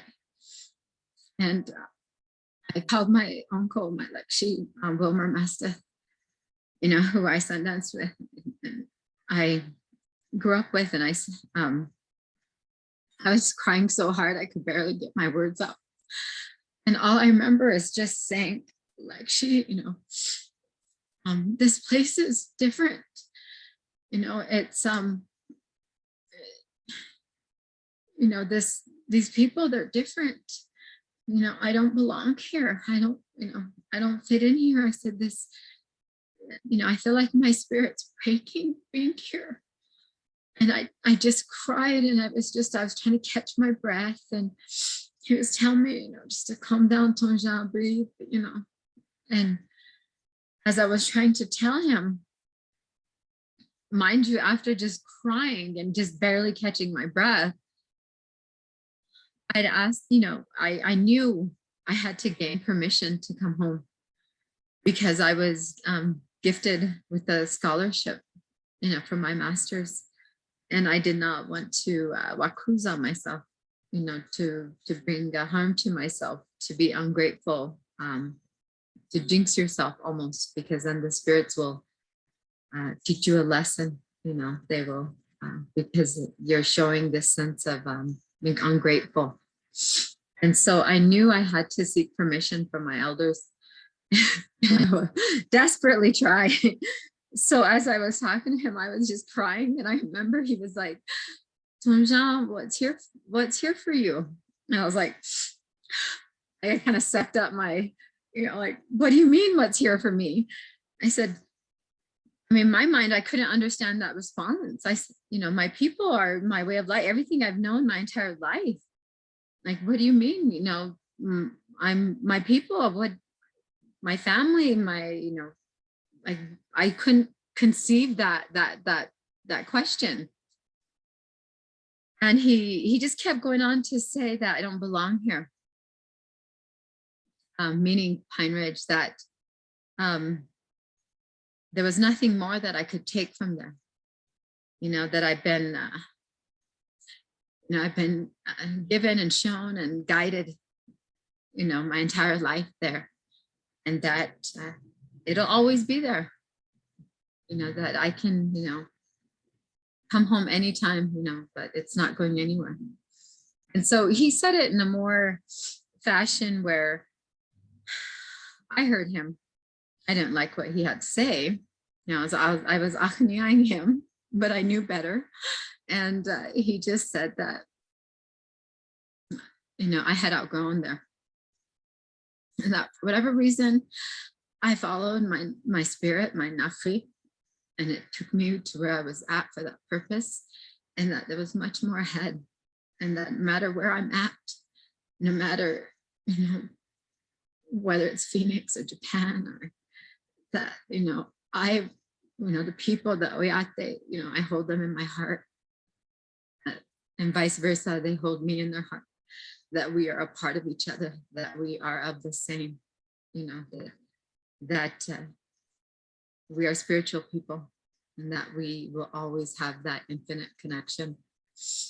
Well, that wasn't really what I wanted to hear, because he basically denied me from coming home. So I was still in tears, and I was just achniaing after that. I was like, fine, I had to do it. Okay, then. And I said, I'll finish this degree. And then there's nothing, because then, okay, so I tried to circumvent that and call another uncle who basically gave me the same advice and denied me. And then I called my grandma thinking my big buffalo tears would then convince her, right? And she's more, like she just, I mean, you just don't want the look, right, from your own cheese. And she's like my mom, she helped raise me. Oh my goodness. So I was denied, that opportunity. And I was just like really hurt, because I said, don't you love me? Don't you want me home? Like, why would you want me to stay out here? There's nothing here for me. These people are lost. They're chasing Washichu Mazaska, these big suburbans in a city. Why do you need a 4-wheel drive in a city? I don't understand that, And I just, the utility of it. And there was so much I didn't understand that I said, why would you want to keep me here when you hear me, these people, they're chasing man-made money, and they place value in that more than they place value in themselves and their tioshpais, their families, their way of life, their nations, their people. And mind you, that was the first time I had ever really lived in a very diverse community. And then you add on to that the fact that everyone kept speaking Spanish to me and just getting insulted because I wasn't speaking back. And I'm trying to explain in English that I don't, speak Spanish, like I'm Lakota, and they, of course, they're not understanding. And after a while, it was just like, as they say, the Lakotas were very territorial, we take great pride. I was squaring off with a couple of them, like, I'm trying to be mindful and respectful, but I need you to be mindful and respectful of me as well. And they just weren't, especially the men. They were very angry, just very assertive if I didn't speak back to them. And to me, I was taught by my father, if any man ever addresses you in such a manner, knock them on their unzeki, meaning their rear end, And so, yeah, it was really different. It was really different. But I was, after being denied 3 times and just spending, I don't know how much time off, in the 17 in Phoenix there, just crying my eyes out, eyes puffy, looking like a chameleon. I accepted my fate and said, fine, I will finish this degree. And then there's nothing that you can say to deny me. Then I can come home. And they said, okay, yep, good job, niece. And I was just still right? Just like, ugh. So I bared down. I went into this just literally survival mode, did what I had to do, to survive.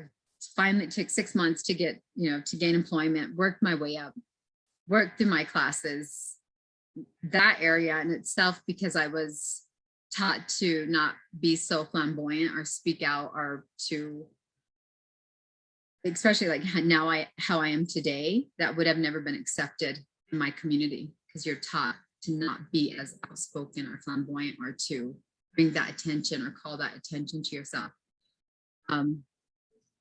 But in that Western University, or that Washichu University, because I didn't, and I wasn't flamboyant as the rest of these, my cohort in my graduate program, my instructor actually deemed me as less than. And in fact, even though I did 80% of our first project, the instructor graded me less than, lower than the other individuals in my cohort. So that really upset me. And then I kind of went into battle mode. And from there, I switched it up and observed how they walk, talk, act, studied everything about them and what my grandmother had taught me, and learned how to talk like this, learn how to, use these energies in different spaces, graduated with honors, finished my program, and came out knowing just the weaknesses in these systems. But overall, I would not have learned that. I would not have progressed into my doctorate program had my uncles and my grandmother made me stay. Until this day, I'm thankful, because they literally saved my life. I really believe that had I came home, I wouldn't be here today. So it was a hard, transition, because it was such a culture shock for those 2 years. I gained 70 pounds. I did not know I could. Everything was just so different. And the urban natives and their mentality was different than me. I could tell, they could tell I was different. Like I didn't belong. And I just grieved for my home for my people, my lives, this life that I knew, my first, half of my life. So it was really hard. And then trying to be a parent, I had to hold it together. And I had to, learn right along with my children to strive, to find this balance, to understand what these worlds are like, and to observe, people, of a different nature, and to have pity on them that they're young, shikala. They're pitiful. They don't know any better, and that's why they chase this, this white man's money. And so I had to really guard our sense of order, or this sense of morality, a sense of spirituality. And I could not find. I searched for the synergy of which the collective represents. I've searched for you guys for the last 10 years, 11 years that I've been away. I wished I would have found you when I first came into Phoenix. That would have been a blessing. But unfortunately, I felt so disconnected, in this imbalance, spiritual imbalance, as though I didn't belong. And I knew my spirit was slowly breaking. And it took a Washichu doctor to tell me, Miss Big Crow, do you think you're going through a culture shock? And I was like, what is that? Just, there was so much I didn't know. Let's just put it that way, that I had to learn really quick. And I learned, and now I look back, and I gave my degrees to my Uchi and my dad and my uncle, because they, pushed me into a space that they knew would be challenging, but they knew would be good for me, for my soul. So sorry for taking so much time. It's just, No, thank you so much, Stephanie. Please don't apologize. It's beautiful to hear, and just all of the ways it's intertwined, right? Like we're able to just hear all of that. So thank you.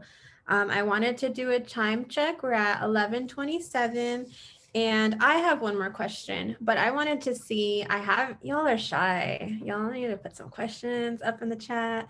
Do you all have any questions? You feel free to unmute yourself and ask the question. I know we have kind of like, the parenting has kind of been intertwined, but if you have something specifically more towards parenting, if not, I can ask my question.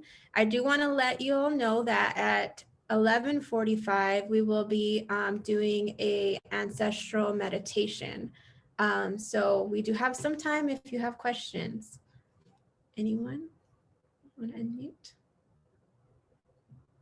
A few seconds.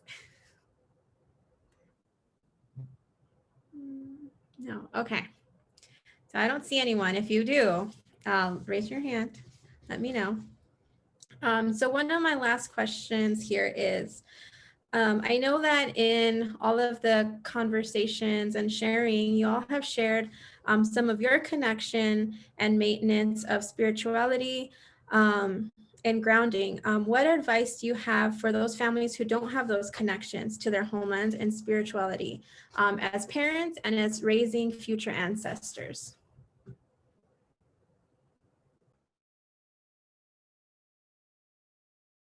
And we have until 11:45.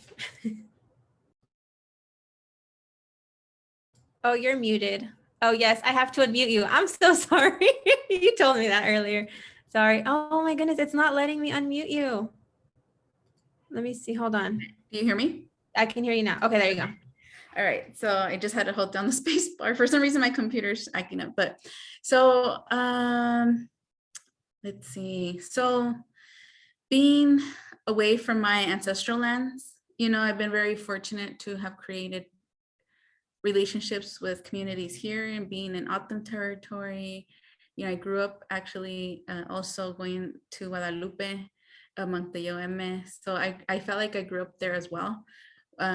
We traveled a lot. We performed in different places. We had a family dance group. I was the translators for my parents whenever they took measurements for the different mariachi groups or went into school settings or anything like that. We traveled to Tucson almost every week, so we traveled a lot. We did a lot with our parents. And so even now I share, as I'm busy also, with our businesses and being out at the farm and things like that. So our girls, I had almost like a triggering moment the other day where I was like, oh, I used to do this with my mom, like this is how we grew up.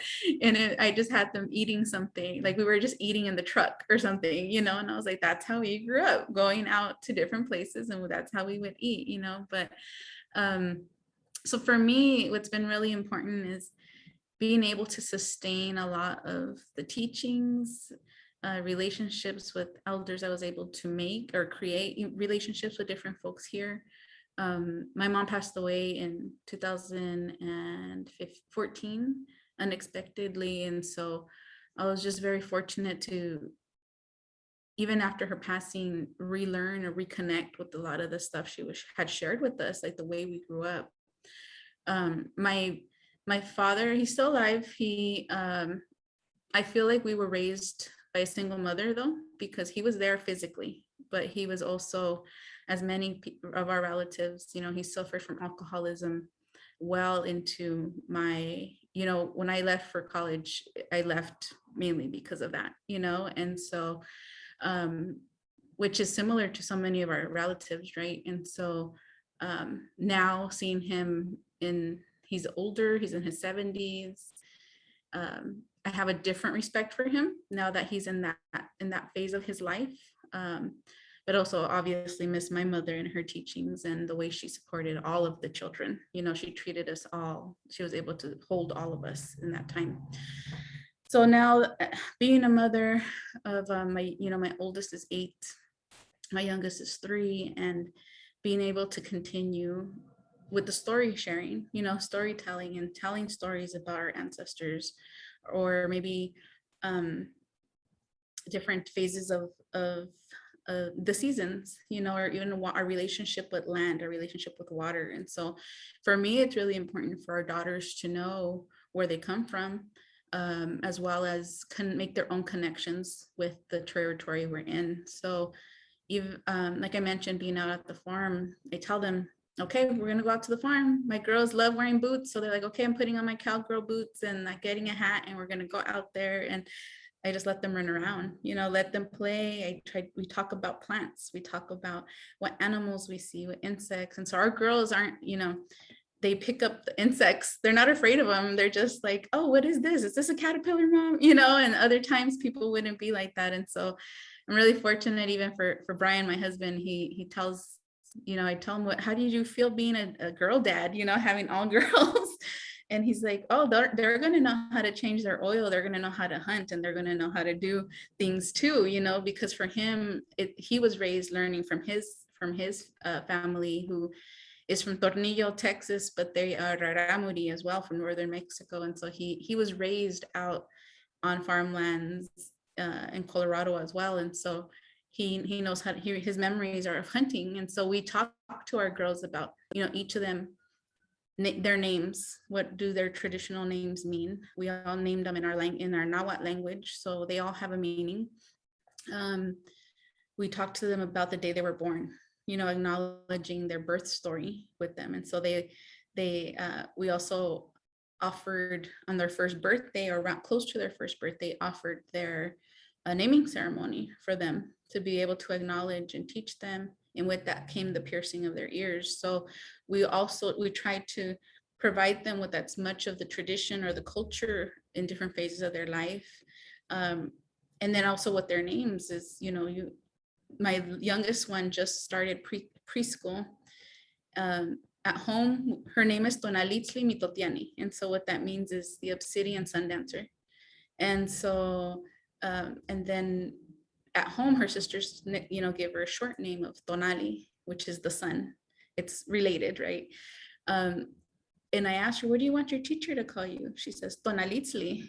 And I said, okay, you want them to learn, you make them learn your name, baby. Like, yes, even though it's difficult for them, you make them learn your name, because that's how we honor her, but also all the ancestors, right? And the lineage, where that comes from, you know, and her being able to say, even though she's still getting, she's 3, you know, but she says tonalitzli, you know, and she's making sure that they know it's not tonali for you. You don't call me tonali, you call me tonalitzli, you know. And so I love that, because that's also that resilience, you know, and I'm like, oh, that's me, you know, that's me, a little me, okay.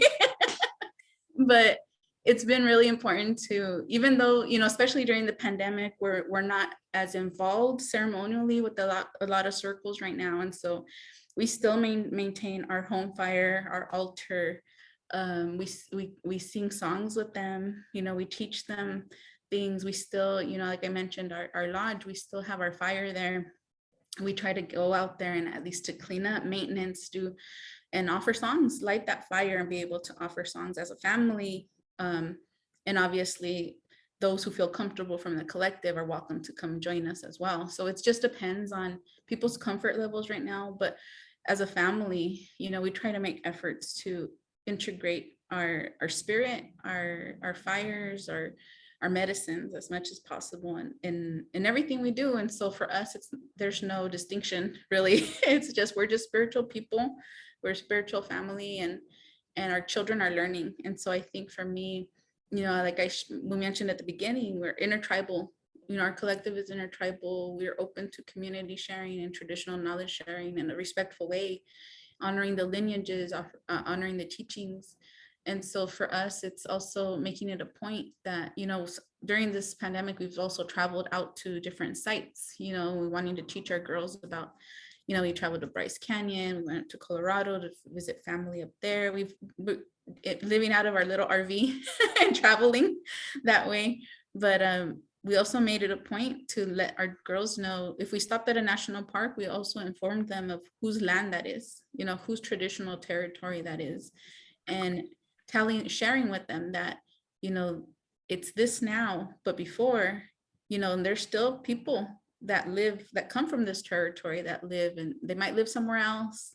They might live in a city, they might live, you know, in a farm somewhere, but they're still here. And so for us, that's very much the importance of, you know, regardless of where we're at and how we connect to the land and our territory, we're still here, you know, and making it a point that the way we feel to express our indigeneity is up to us and how we feel it within us. And for many who travel, who maybe come from rural areas and come into the city, I know that's hard, and having that feeling of disconnect, you know. But I feel if we stick to our traditional foods, if we stick to our traditional songs, and if we know them, you know, if not, then how can we connect with elders back home to be able to make those connections and be able to carry something with us? Because like Stephanie, you know, you carried all of your life experience with you to the city, you know, and the same thing for many folks who may be, you know, relocated or displaced or come for other life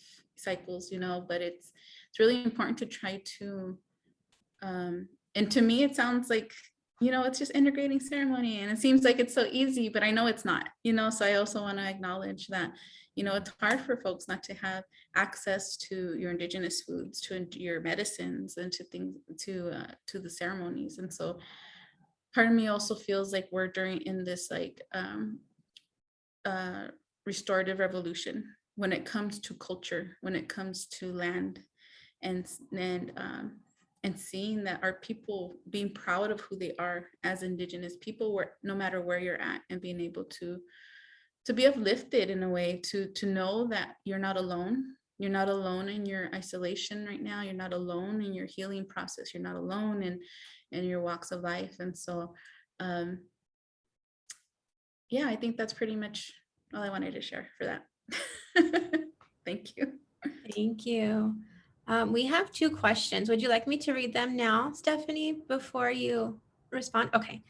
So Anita Lara in the chat says, what are some daily ways that you both keep balance between the ancestral and the contemporary of motherhood, the balance of Western time and the nonlinear traditional ways?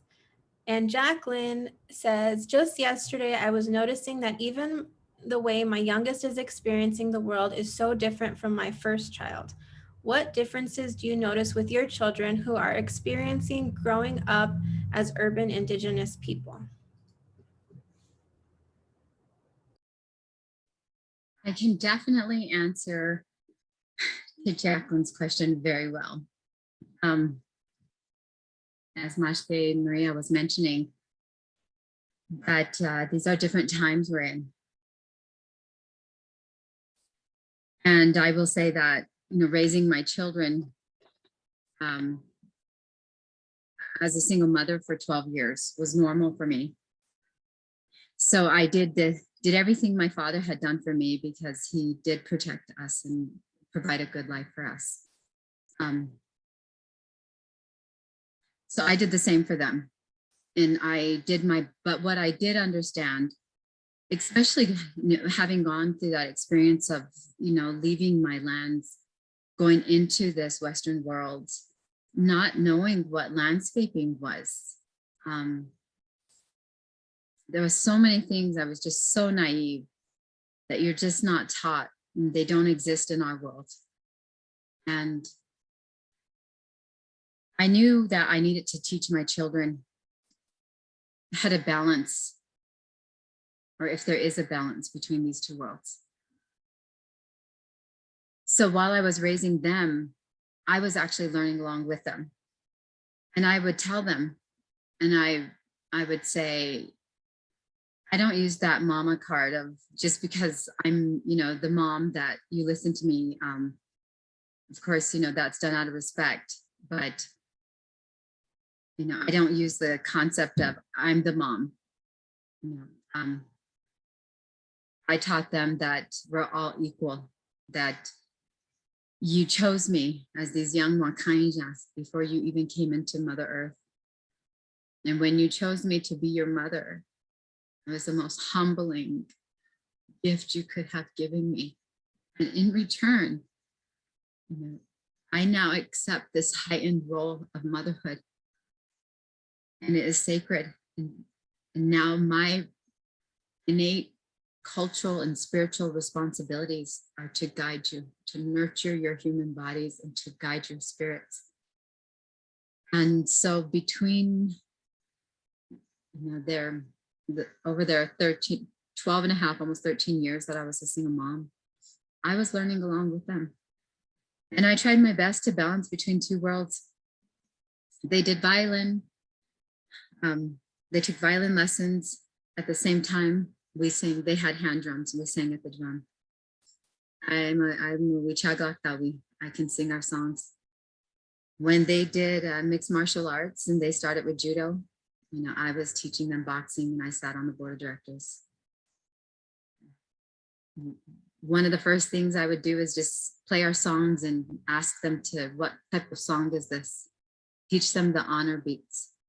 Teach them the significance of our li li li. In fact, I'm teaching my takoja because now I'm a grandmother. So now I'm an unchi. And so now my responsibilities have heightened because in our beliefs, we define, you know, that seventh generation, that we are to look ahead 7 generations. So what I do today indeed creates a ripple effect. What I teach my children, how I influence them, how I guide their spirits, how I teach them to protect their spirits. You know, I am their first educator. I have and I always will be. And that's a lot of responsibility, but it's a beautiful responsibility to have been blessed with. And I always thank them for choosing me because I didn't think I was worthy of being that mother. And they made me who I am today. And I take great pride in being a mother and a grandmother. And as I was learning with them, and this is where the territorial Lakota comes out. So I moved us to the city for 8 years here in Rapid City. I sat on the parent advisory committee for Indian Ed, have volunteered with Indian education, have, you know, I don't want to say I was assertive, but let's just say that if I felt that an initiative was aiding to the assimilation or the acculturation and was undermining our innate cultural responsibilities as Lakota, then I would challenge it. And so it was always that level of thinking, because of, that learning these observational skills and this disciplinary way of looking at the world in this universal aspect. As a mother, I knew it was, as I kind of tell them today, it was like I had this bubble over you while we existed here in Rapid City for 8 years. And I had to observe everything and everyone around me. And so I was literally dressing like the Golden Girls at the age of 21 to 25. I've never really done anything else with my hair but what you see today. And it's cut only because I lost my grandmother. And so I learned to maneuver, but I also taught them. And with everything that I taught them, these critical thinking skills, from this level of observation to even understanding our own behavioral weaknesses.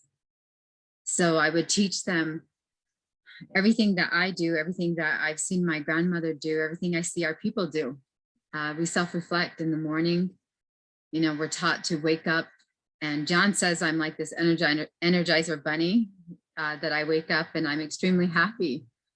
And I said, the only way I can define that is because my grandmother showed me that my whole life. My father showed me that, because when they woke up, they were grateful that they woke up. Just the mere fact that they woke up.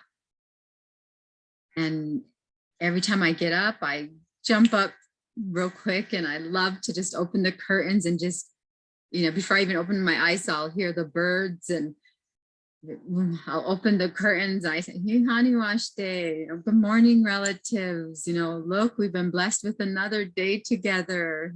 How beautiful this is. And then at night, I go back and I ask myself, I self-reflect and just, go through this sense of, it's a process of wa'oblazi. Watching taka, self-reflection, asking myself, what did I do today that I could have done better? Was I a good relative to all living beings, human and non-human? And if I brought harm to anyone in any which way, I make note of that, and I address it, and I contact them, and I apologize. I am very accountable, responsible for my energies that I omit. And so I'm continually striving, learning, and just in this sense of growing. But I do it alongside my children, and I'm always reminding them. Now, the flip side of that, and just relating to, so the first question, so that's what I do between the ancestral and the contemporary of motherhood, is not only did I learn along with my children, but how they would define it today was daily lectures. If you're to ask them if they were here now, they would be able to tell you how grateful they were now, or grateful are now, for those daily lectures. Because I would pause the movie that we always had family movie nights, right? Just like my dad did with us. And I would say, do you think that girl is making a good decision? Do you think, why do you think she's doing that? Do you think she feels good about herself? So I was always questioning and, just getting them to critically think. Or I would say, if this man's doing this to this person, do you think that his intent was to help her or to hurt her? So I always taught them to look at a person's intent, not listen to their words, but their actions will show you their intent. And the balance of this Western time and this non-linear traditional ways, yes, that is very much an issue.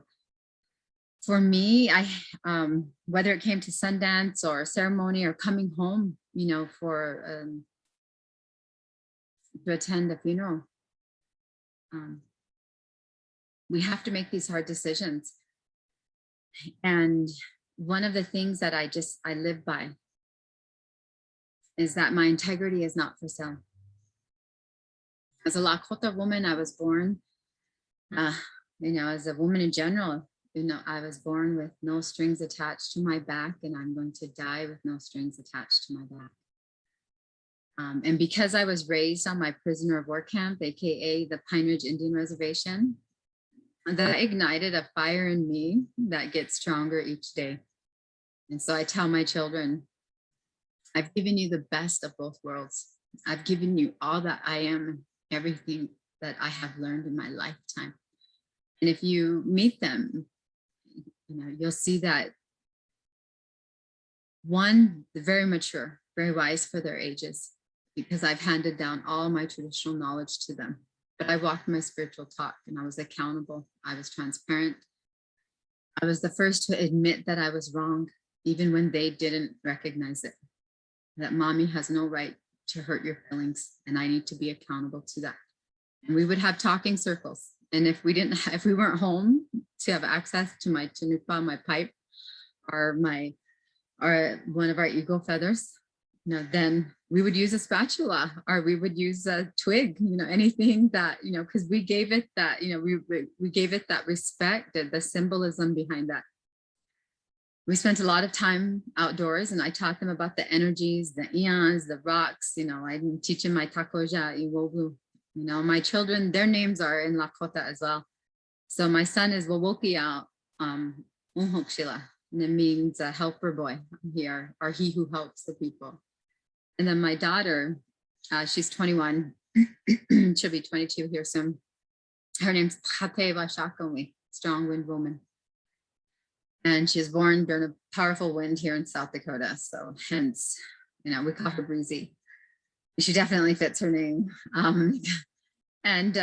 So our granddaughter, her name is Iwoblo Itakoba Amblekiawi. And she's going to be turning 2 on October 3rd. So my husband and I actually made this cradle board for her.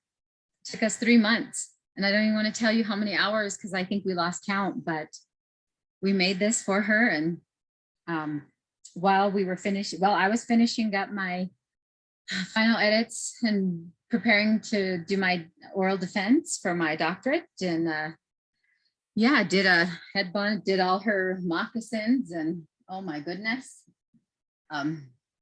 just everything that I could for her, so, and they're continually growing. So as parents, we're always keeping up. And, I'm staying up till 2, 3 a.m. doing all of these, little skirts, and she's a wild little one. But she's such a great blessing. And because I know she chose us, I told my daughter, she chose you. What a sacred blessing that is. I said, honor it. I know at times it gets difficult because we're up against this nonlinear traditional way of looking at time, when we don't conceive time in the same way that, this Western world does. But I tell them, continue to implement, as Mashke Maria was saying, our way of life, our way of thinking, especially our way of thinking, this high level of observation, these critical skills of thinking, so that we continue to grow. And the result would be that woksape, the maturity of wisdom that people should strive for. And in order to obtain that, we have to continually self-reflect. And I do that every day. I'm used to it because I just grew up with it. And so I'm continually doing that. And if I sense an energy that is off with me, or if I sense something that I cannot define or even put words to, I just pray about it. Because eventually I will find the words in English to define that, to describe it. But I have to go within myself to balance myself. And one of the things that we'll share here shortly is that we have to call back our spirits, because as we're going between these two worlds and trying to balance in all of the multiple hats that we wear, it can get convoluted, and we can at times lose ourselves, because there's just so many energies out there. And she would say, just as my ancestor Crazy Horse said, my lands are where my people lie dead and lie buried. And that never resonated so much before my life than it had when I had lost my grandmother. And I came home because I knew, my spirit knew that my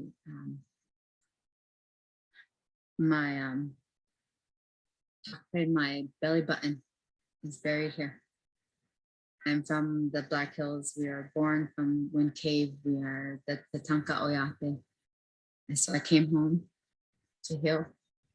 So I'm in this state of grieving, and it's a beautiful state to be in. It really is. Because I acknowledge the physical and the spiritual. I know she's not gone. Our physical has been severed through the years that we spent making these memories together. And that human connection as Muchi to grandmother to granddaughter. But I know now spiritually, I'm a part of her and she's a part of me. And that's infinite.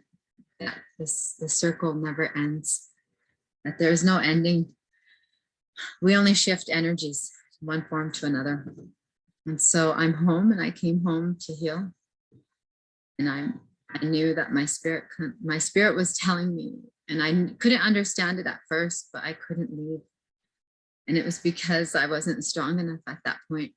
But when I'm ready to go through the next ceremonial process of releasing of the soul, then I'll know.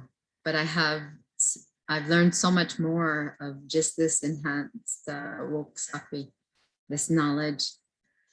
That's given me a greater sense of direction as a grandmother. And what I did notice, Jacqueline, to answer your question, because I will never know what it feels like to have been raised in a city, I really can't give that perspective. I can say that as a young mother, having my son at 19 and my daughter at 21, and then moving to Rapid City when they were 3 and 5, and learning this Western world with them, and putting that protective bubble over them, and then ensuring that they had that balance of both worlds, so ceremonies to extracurricular activities, violin, drum. After school, they were doing their Lakota language and their homework. They knew how to introduce themselves in Lakota, first and foremost. So I was teaching them all of these traditional protocols, if you will. And I always made that influence stronger, so much that their teachers always felt so challenged by me. And they would try to undermine me by using their Western credentials. Hence why I earned a master's in education. And so I reminded their teachers, I am their first educator.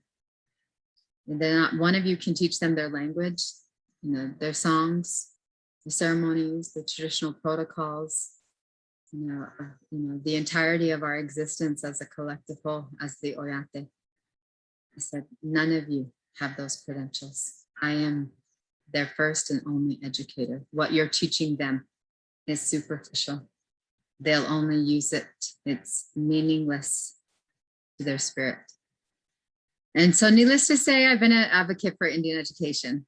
But what I have noticed, Jacqueline, is that, and I ask them now that they're young adults and their parents, I tell them, are you going rogue? My daughter, who actually trimmed her hair back here, which we know not to do. If we don't do anything with our hair, we just trim it on a full moon and burn it. I said, are you going rogue? And she's like, why? And I said, well, Unchi wouldn't approve of that. We have an obligation. It's not just us. It's not this individualism. We're a part of a collective whole. You represent not just yourself, not just me, not my mother, my Unchi, my grandmother, all this mitochondrial DNA of Indigenous women, because we're a matrilineal society. I said, you're representing those before, those today, and those yet to come. And I said, so whatever this whole rogue thing you're going through, I said, I can't wait till it ends, but I still see that what Mashke Maria was saying with her little 3-year-old, that resilience is in them. And my daughter, she's so funny. She wouldn't let me put our tacoja in a playpen when she was 3 months old. She said, don't oppress, she said, don't oppress my daughter. And I just kind of looked at her and I busted out laughing, like, okay. So what that taught me, and now that our tacoja is turning 2, and I spend a lot of time with her and I teach her to, we go outside and we greet all living, the plants, animals. And when she picks an apple from the tree down the street here, I tell her, no, give your wopila, give thanks. Go hug our trees, our plant nations that nurture our bodies. So she does. And we go outside at night and I tell her, you look up to the Wichakwi Oyate, to the spirit world, and wave to our ancestors, acknowledge them, don't forget them. And she does. I say Han, happy wash day, Unchi. Say good night or good day. Tachikala. I love you. I hold you in my heart. So all these little things I'm teaching her. I'll have to share a video later of her doing our Lakota women's war cry, that li li li, that high pitched. And she's trying to do it now, so it's cute. But what I will say is the feedback from my kids, because I tell them I'm now in this new role of a grandmother, and I'm learning from you too. And so when we come together, we have these talking circles, and we talk very openly and very in depth. And they're very, very wise for their young ages. Sometimes I feel guilty. And it's sad that we have to teach our children the hate of others and the racism that exists. But we have to teach them through these disciplinary, spiritual ways of seeing the world. And we have to teach them how to acknowledge their behavioral weaknesses and how we can, how we utilize these spiritual teachings of understanding from a greater perspective that they're Ya'mushikala. Some people just don't know any better. They've lost their identity. They have no connection to their spirituality. I tell my children, we're the ones that should be feeling bad for all the non-Indigenous, those who are wandering, endlessly. Their souls are wandering. I said, because they don't know who they are. I said, we're only up against what? 2 centuries of oppression and attempted genocide, and yet we're still here. The resilience in our spiritual, in our DNA, and especially that mitochondrial DNA, but we're still here. It's a miracle we're still here. That tells us how resilient we are. The fact that Maria's daughter, 3 years old, is saying, I want them to acknowledge me by my name, not ceding her identity to fit in, knowing that her existence is just as important, that we are all equal, we are all humans, we all rightfully deserve that respect. And so both my children think in that manner as well.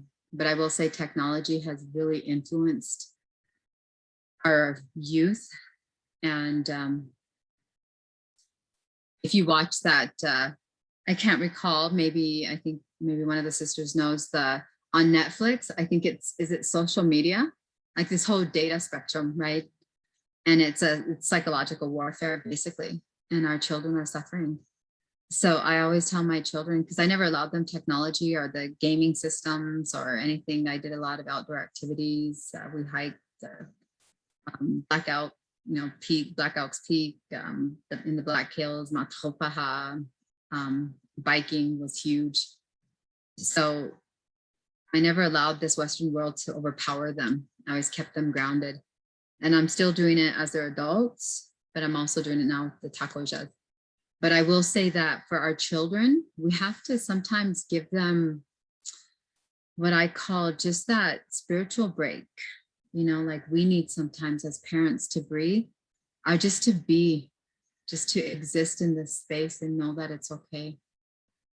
All this energy and everything that's happening around us, it was meant to be. because they've taken on a lot and they've inherited generations of, psychological to biological warfare.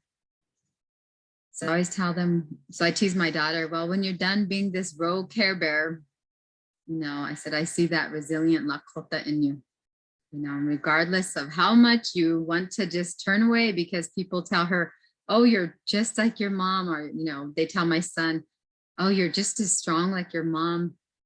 I tell them, well, tell them you are your own person. You're not me. We set standards.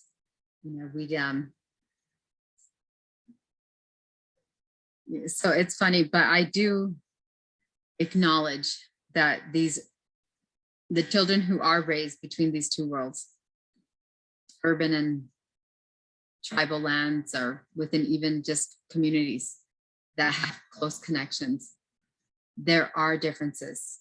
They are very much ahead of their time.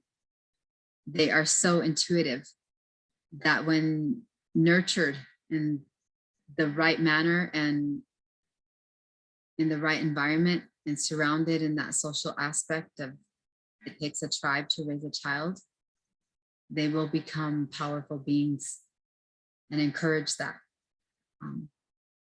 So there is a difference.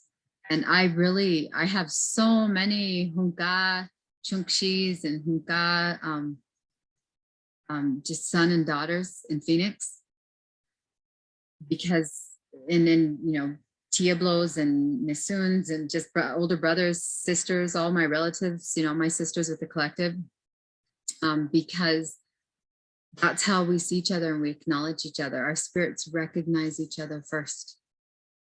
And when we teach our children that, it teaches them to start pulling away and identifying, what really matters. Is it protecting your spirit, or is it, creating this sense of road rage and running people off the road and fighting for this washichu maziska, this white man's money? So they're very smart, but yes, I have noticed several differences, and I talk openly with my children.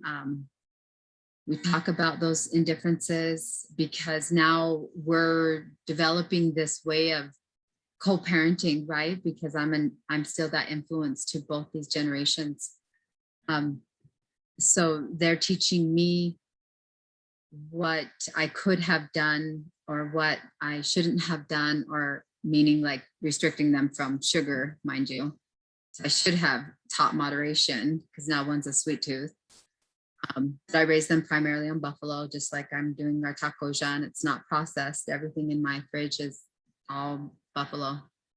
And our berries and our wild timsula, that's what you see here. So yeah, it's different, but I think for our urban Indigenous youth and just for our youth in general, share everything that we have, our knowledge. And if they don't have anyone to turn to, then be that tioshpai, be that relative, that good relative to them. It doesn't matter what tribe or what nation, we're all Indigenous. And Indigenous just means old DNA, ancient DNA. And we all have that in us. So there's a lot that we can learn from as our, that I've learned, especially throughout motherhood and now into being this unchi. My role has heightened, and there's still a lot more I will learn. And I'll continue to learn until my last breath. But we relied on all these concepts in this process to guard our sense of order, our sense of spirituality, our morality, and who we are as, and I won't say specifically Oglala Lakota, as a people, as a part of the people, because we are all interrelated. It means to all my relatives, human and non, that we all are genetically, linguistically, metaphysically interrelated. We are indeed relatives. So I hope that answers your question. That is a very good question. For that question. And I think that's I'll hand it over to Mashke. Mopila. Sasakamati, thank you. Oh my goodness, how beautiful. Anita and Jacqueline both say thank you in the chat. Absolutely beautiful. I feel like I just, for that whole time, had my heart on in my corner. I want to say thank you for everyone and acknowledge the time is 2:10. And I want to ask, with your permission, if it's okay that we move forward with the meditation. And if you would like to step out now, the meditation itself is 10 minutes. And then we want to kind of, Stephanie and Maria are going to talk a little bit about wrapping that up, right? And bringing it back and bringing ourselves back into the space. And so if that's something that you feel you have capacity for, I will begin it. And so we're going to ask for your consent to go ahead and move forward with this meditation. And I will share my screen, and there are visuals. And so if you want to keep your eyes closed, watch the beautiful slide, it's up to you. But I'll go ahead and do that now. And Jessica says, thank you for this space. Thank you so much, Jessica, for being here. Thank you, Jessica. Thank you, everyone, for sharing this space with us.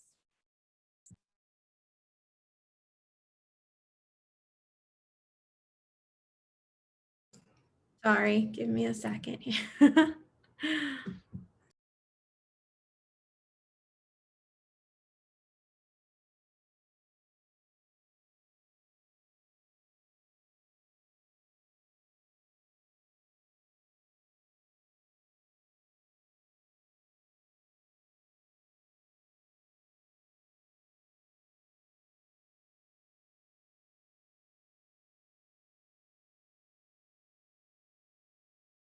Oops, I'm talking. I didn't realize I was on mute. Can you all see my screen here? Okay, perfect. Please let me know if you cannot hear. I will. This is a meditation offered from the Sibling Collective. It is an ancestor meditation. The script is written and offered by Vanessa Bissell. As we begin, I encourage you to get comfortable, to find a seated or lying position. Encourage you to close your eyes. And if that's not comfortable, at least find a focal point.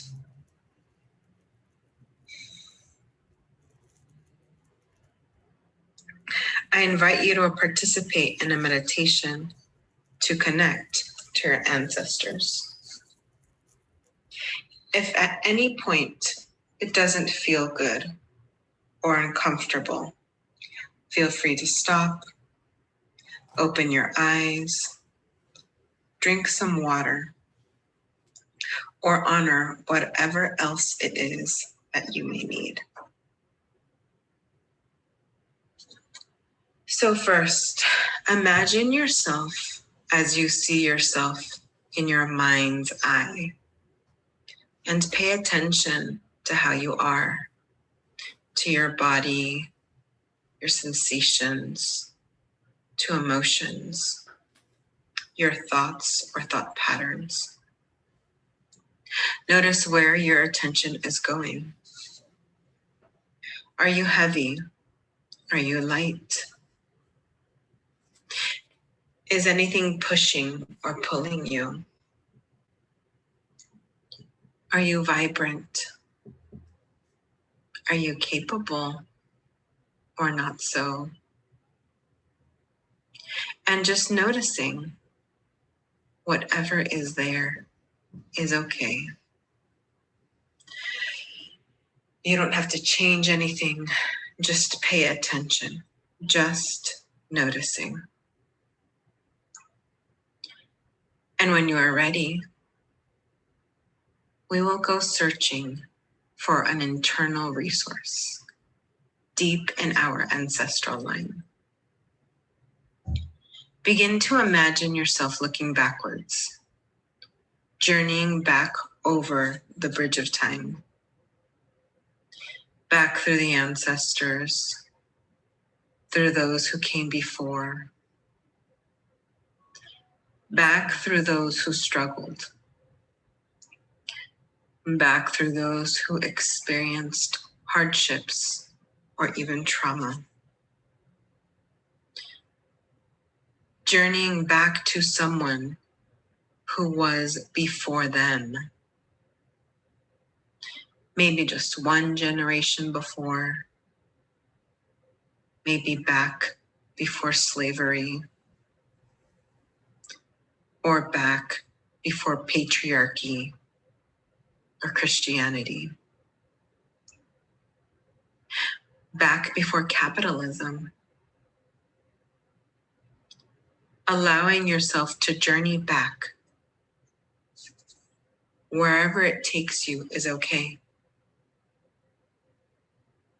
Just go back through the generations until you find just one ancestor who is not affected by this system, this oppression.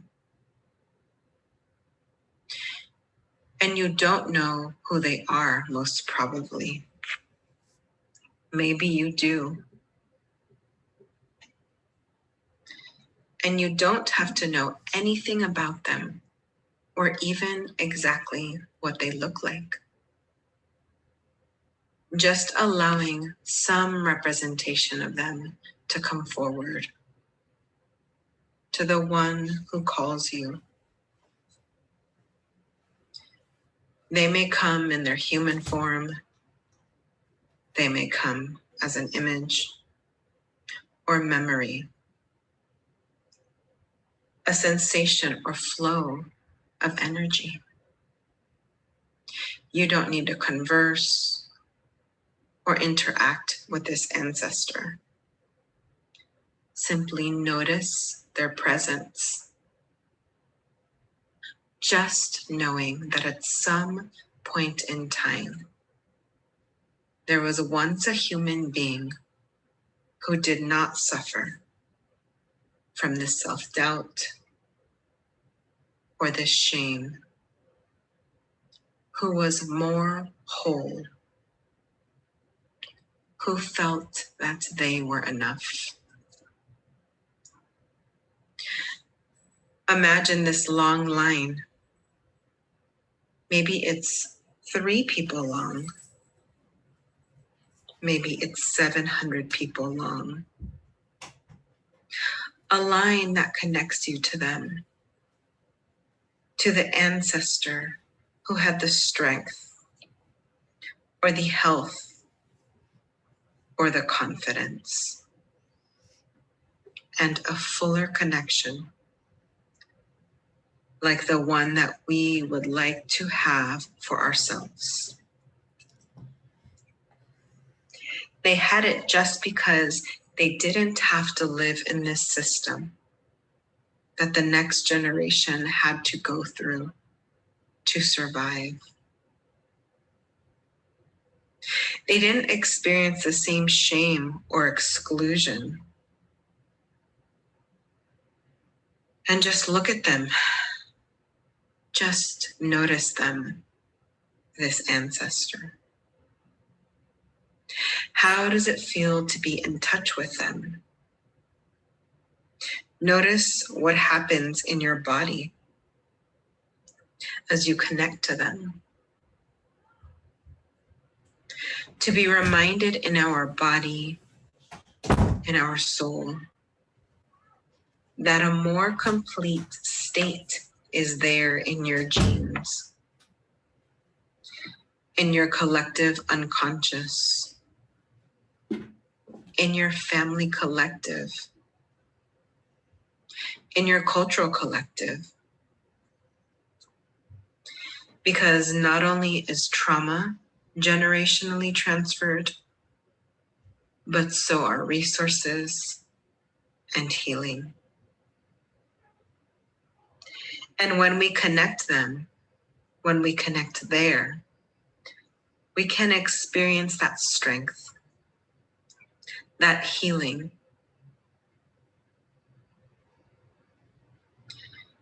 Now take a deep breath and remember, you are the descendant of your ancestors. You are the product of their courage, their resilience. You are a product of their art, their dance, their music, their celebrations, their cooking, their garden, their joy.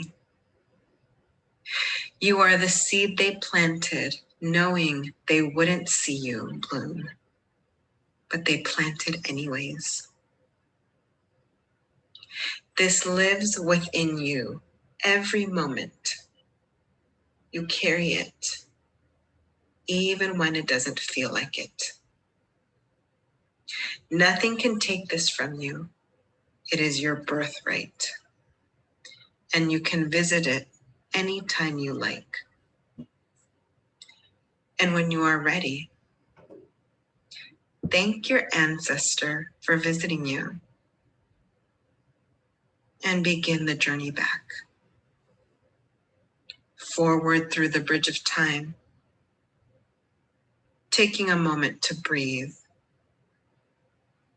to get yourself back to the here and now in whichever way is good for you.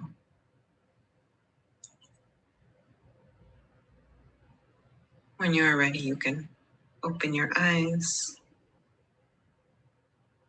And thank you for participating with this meditation.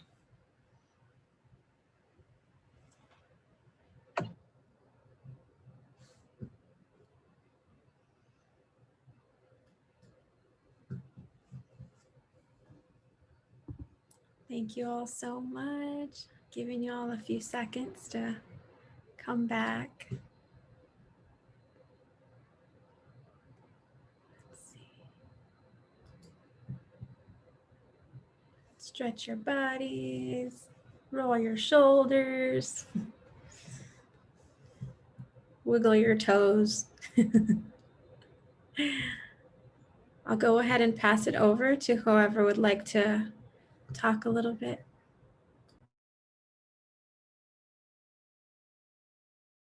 How does everyone feel? I know I feel relaxed, calm.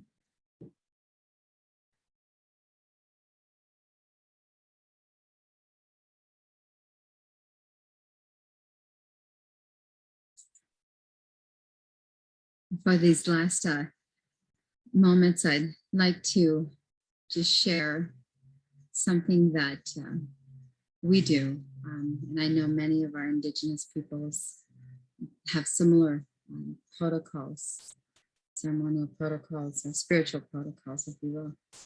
And one of them is calling back your spirit.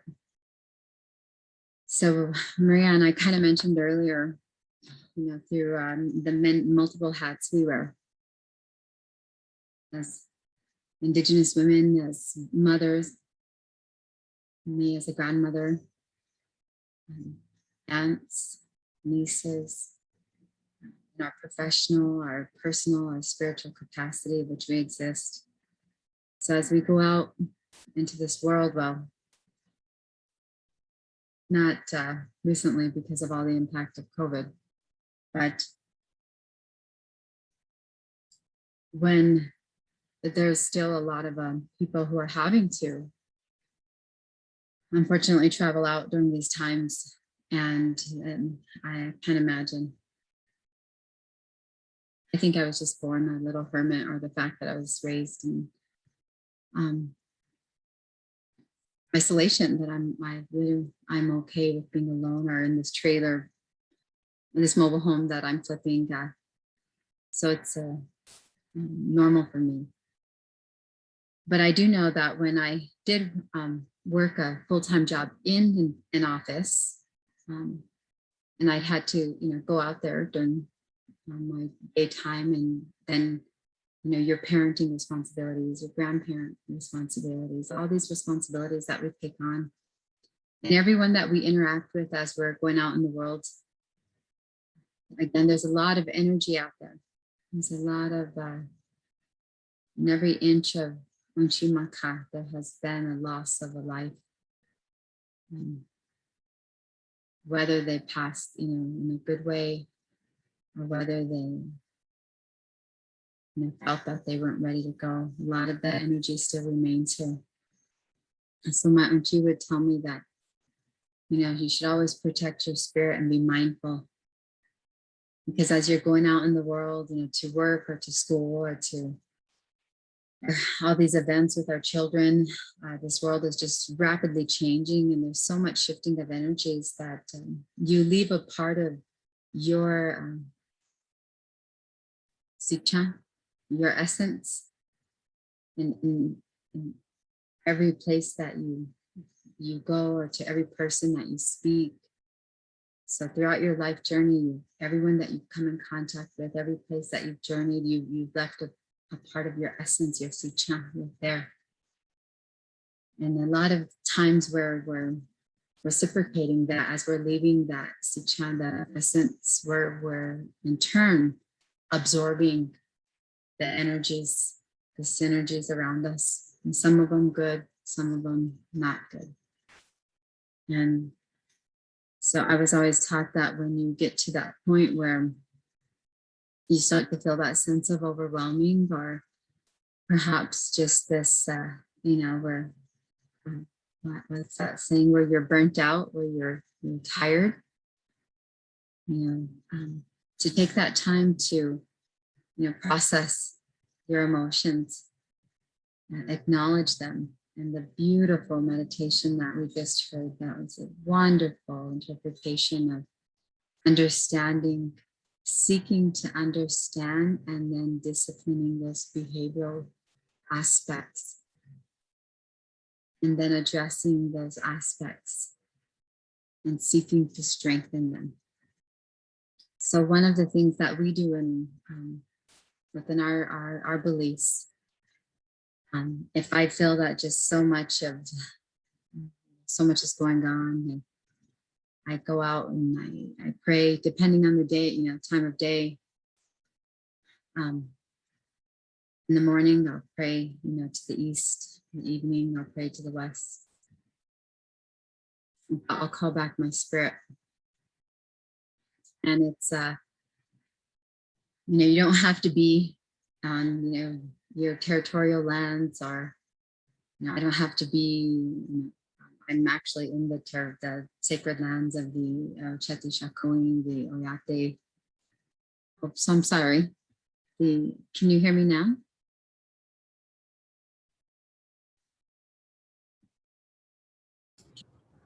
I can hear you. Okay, perfect. Okay. So I'm actually in the, sacred lands of the Vichakwi, the Ocheti Shakoi, the Oyate Omanichie. So I'm absorbing these energies, but I'm still dealing with life's reality, right? All the drama, all the family drama, the reality of life. So at night, or in the morning, whenever I need to, I just go outside and I turn to the four directions, and I always start with the east, where all creation begins, where all life is, ignites, where all life is invigorated and fueled with this essence of energy of which we exist. And I say my name 4 times. I say my Lakota name, Ohitikawi, Ohitikawi. And you can, say your name. We usually say Wani, Wana. So I would turn to the east, and I would say Ohitikawi Wana. I would turn to the south, Ohitikawi Wana. And turn to the west, and Ohitikawi Wana. Turn to the north, Ohitikawi Wana, Wana. And I would turn just within me and just acknowledge that I'm calling my spirit back. I return all this essence, this Sichan that I've left throughout this day, all the people I've interacted, all their energies, anything that attached to me, or anything that I went through, walked through, any of this synergy that I brought back with me, I release it and I ask my spirit to come back to me so that I'm whole again, as I once was when I entered into the world. And when we're whole, as our spirit, it's a natural response. Too much trauma, what happened to our ancestors caused our spirits to leave our bodies, leave our human bodies. So we teach our children to call back their spirits. Many people haven't, are unaware of it, or just they don't know how. And so I always try to share that simple teaching with just everyone, to say that, as human beings, this essence of energy and our DNA, that gives our human body life, of these synergies of which we exist. It is that essence of this spirituality, this your nachi, your spirit, your soul, your being, your inner being. So call it back and always protect it, like a little bird. And when you listen to it, they say in the Western world here, the gut feeling, that is very much true. It's warning you. And if you step into a place and you sense just this, something's not right, listen to your nachi, your spirit. It's warning you. It's trying to take care of you. A lot of people think with this, their mind.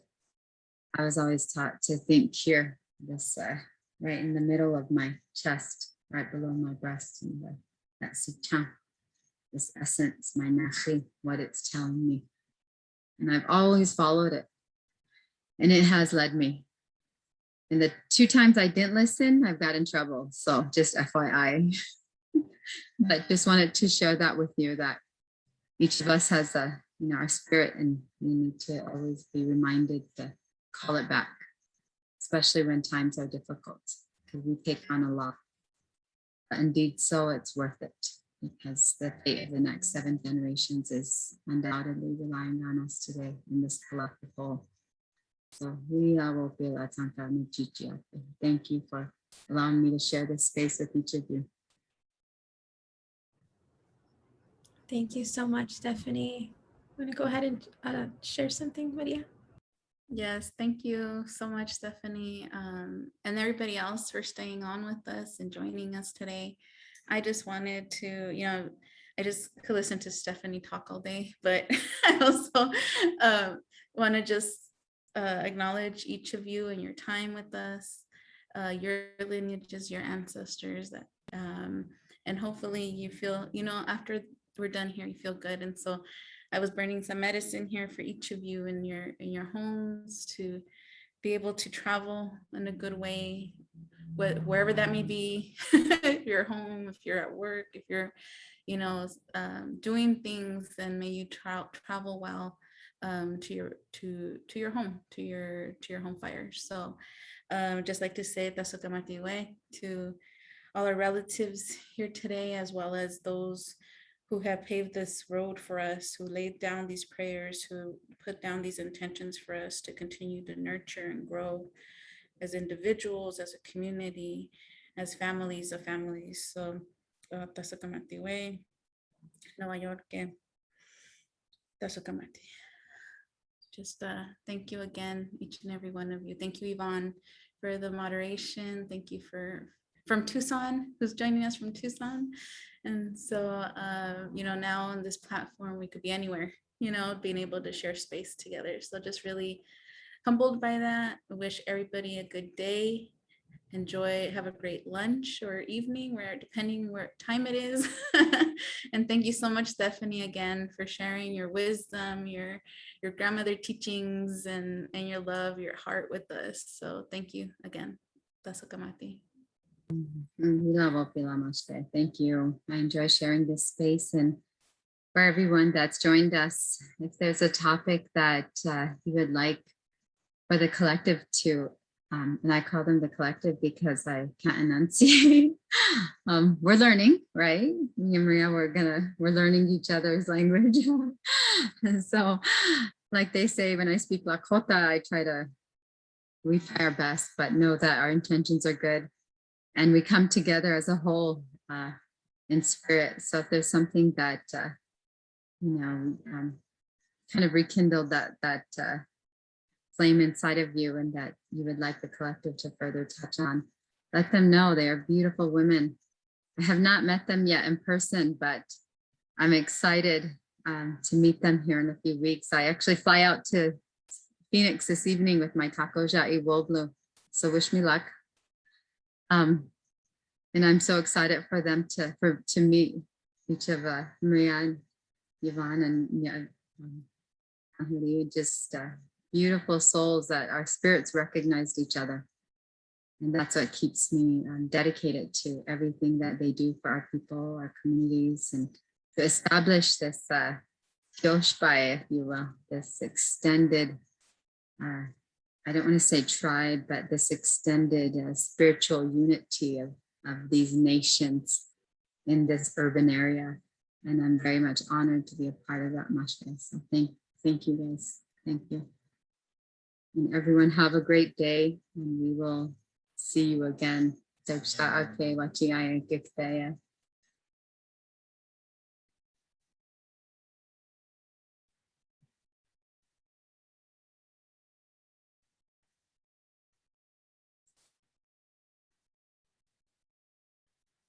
Bye, Liz. Doksha.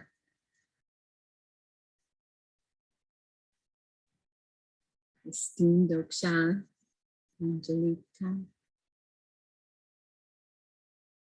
Maria,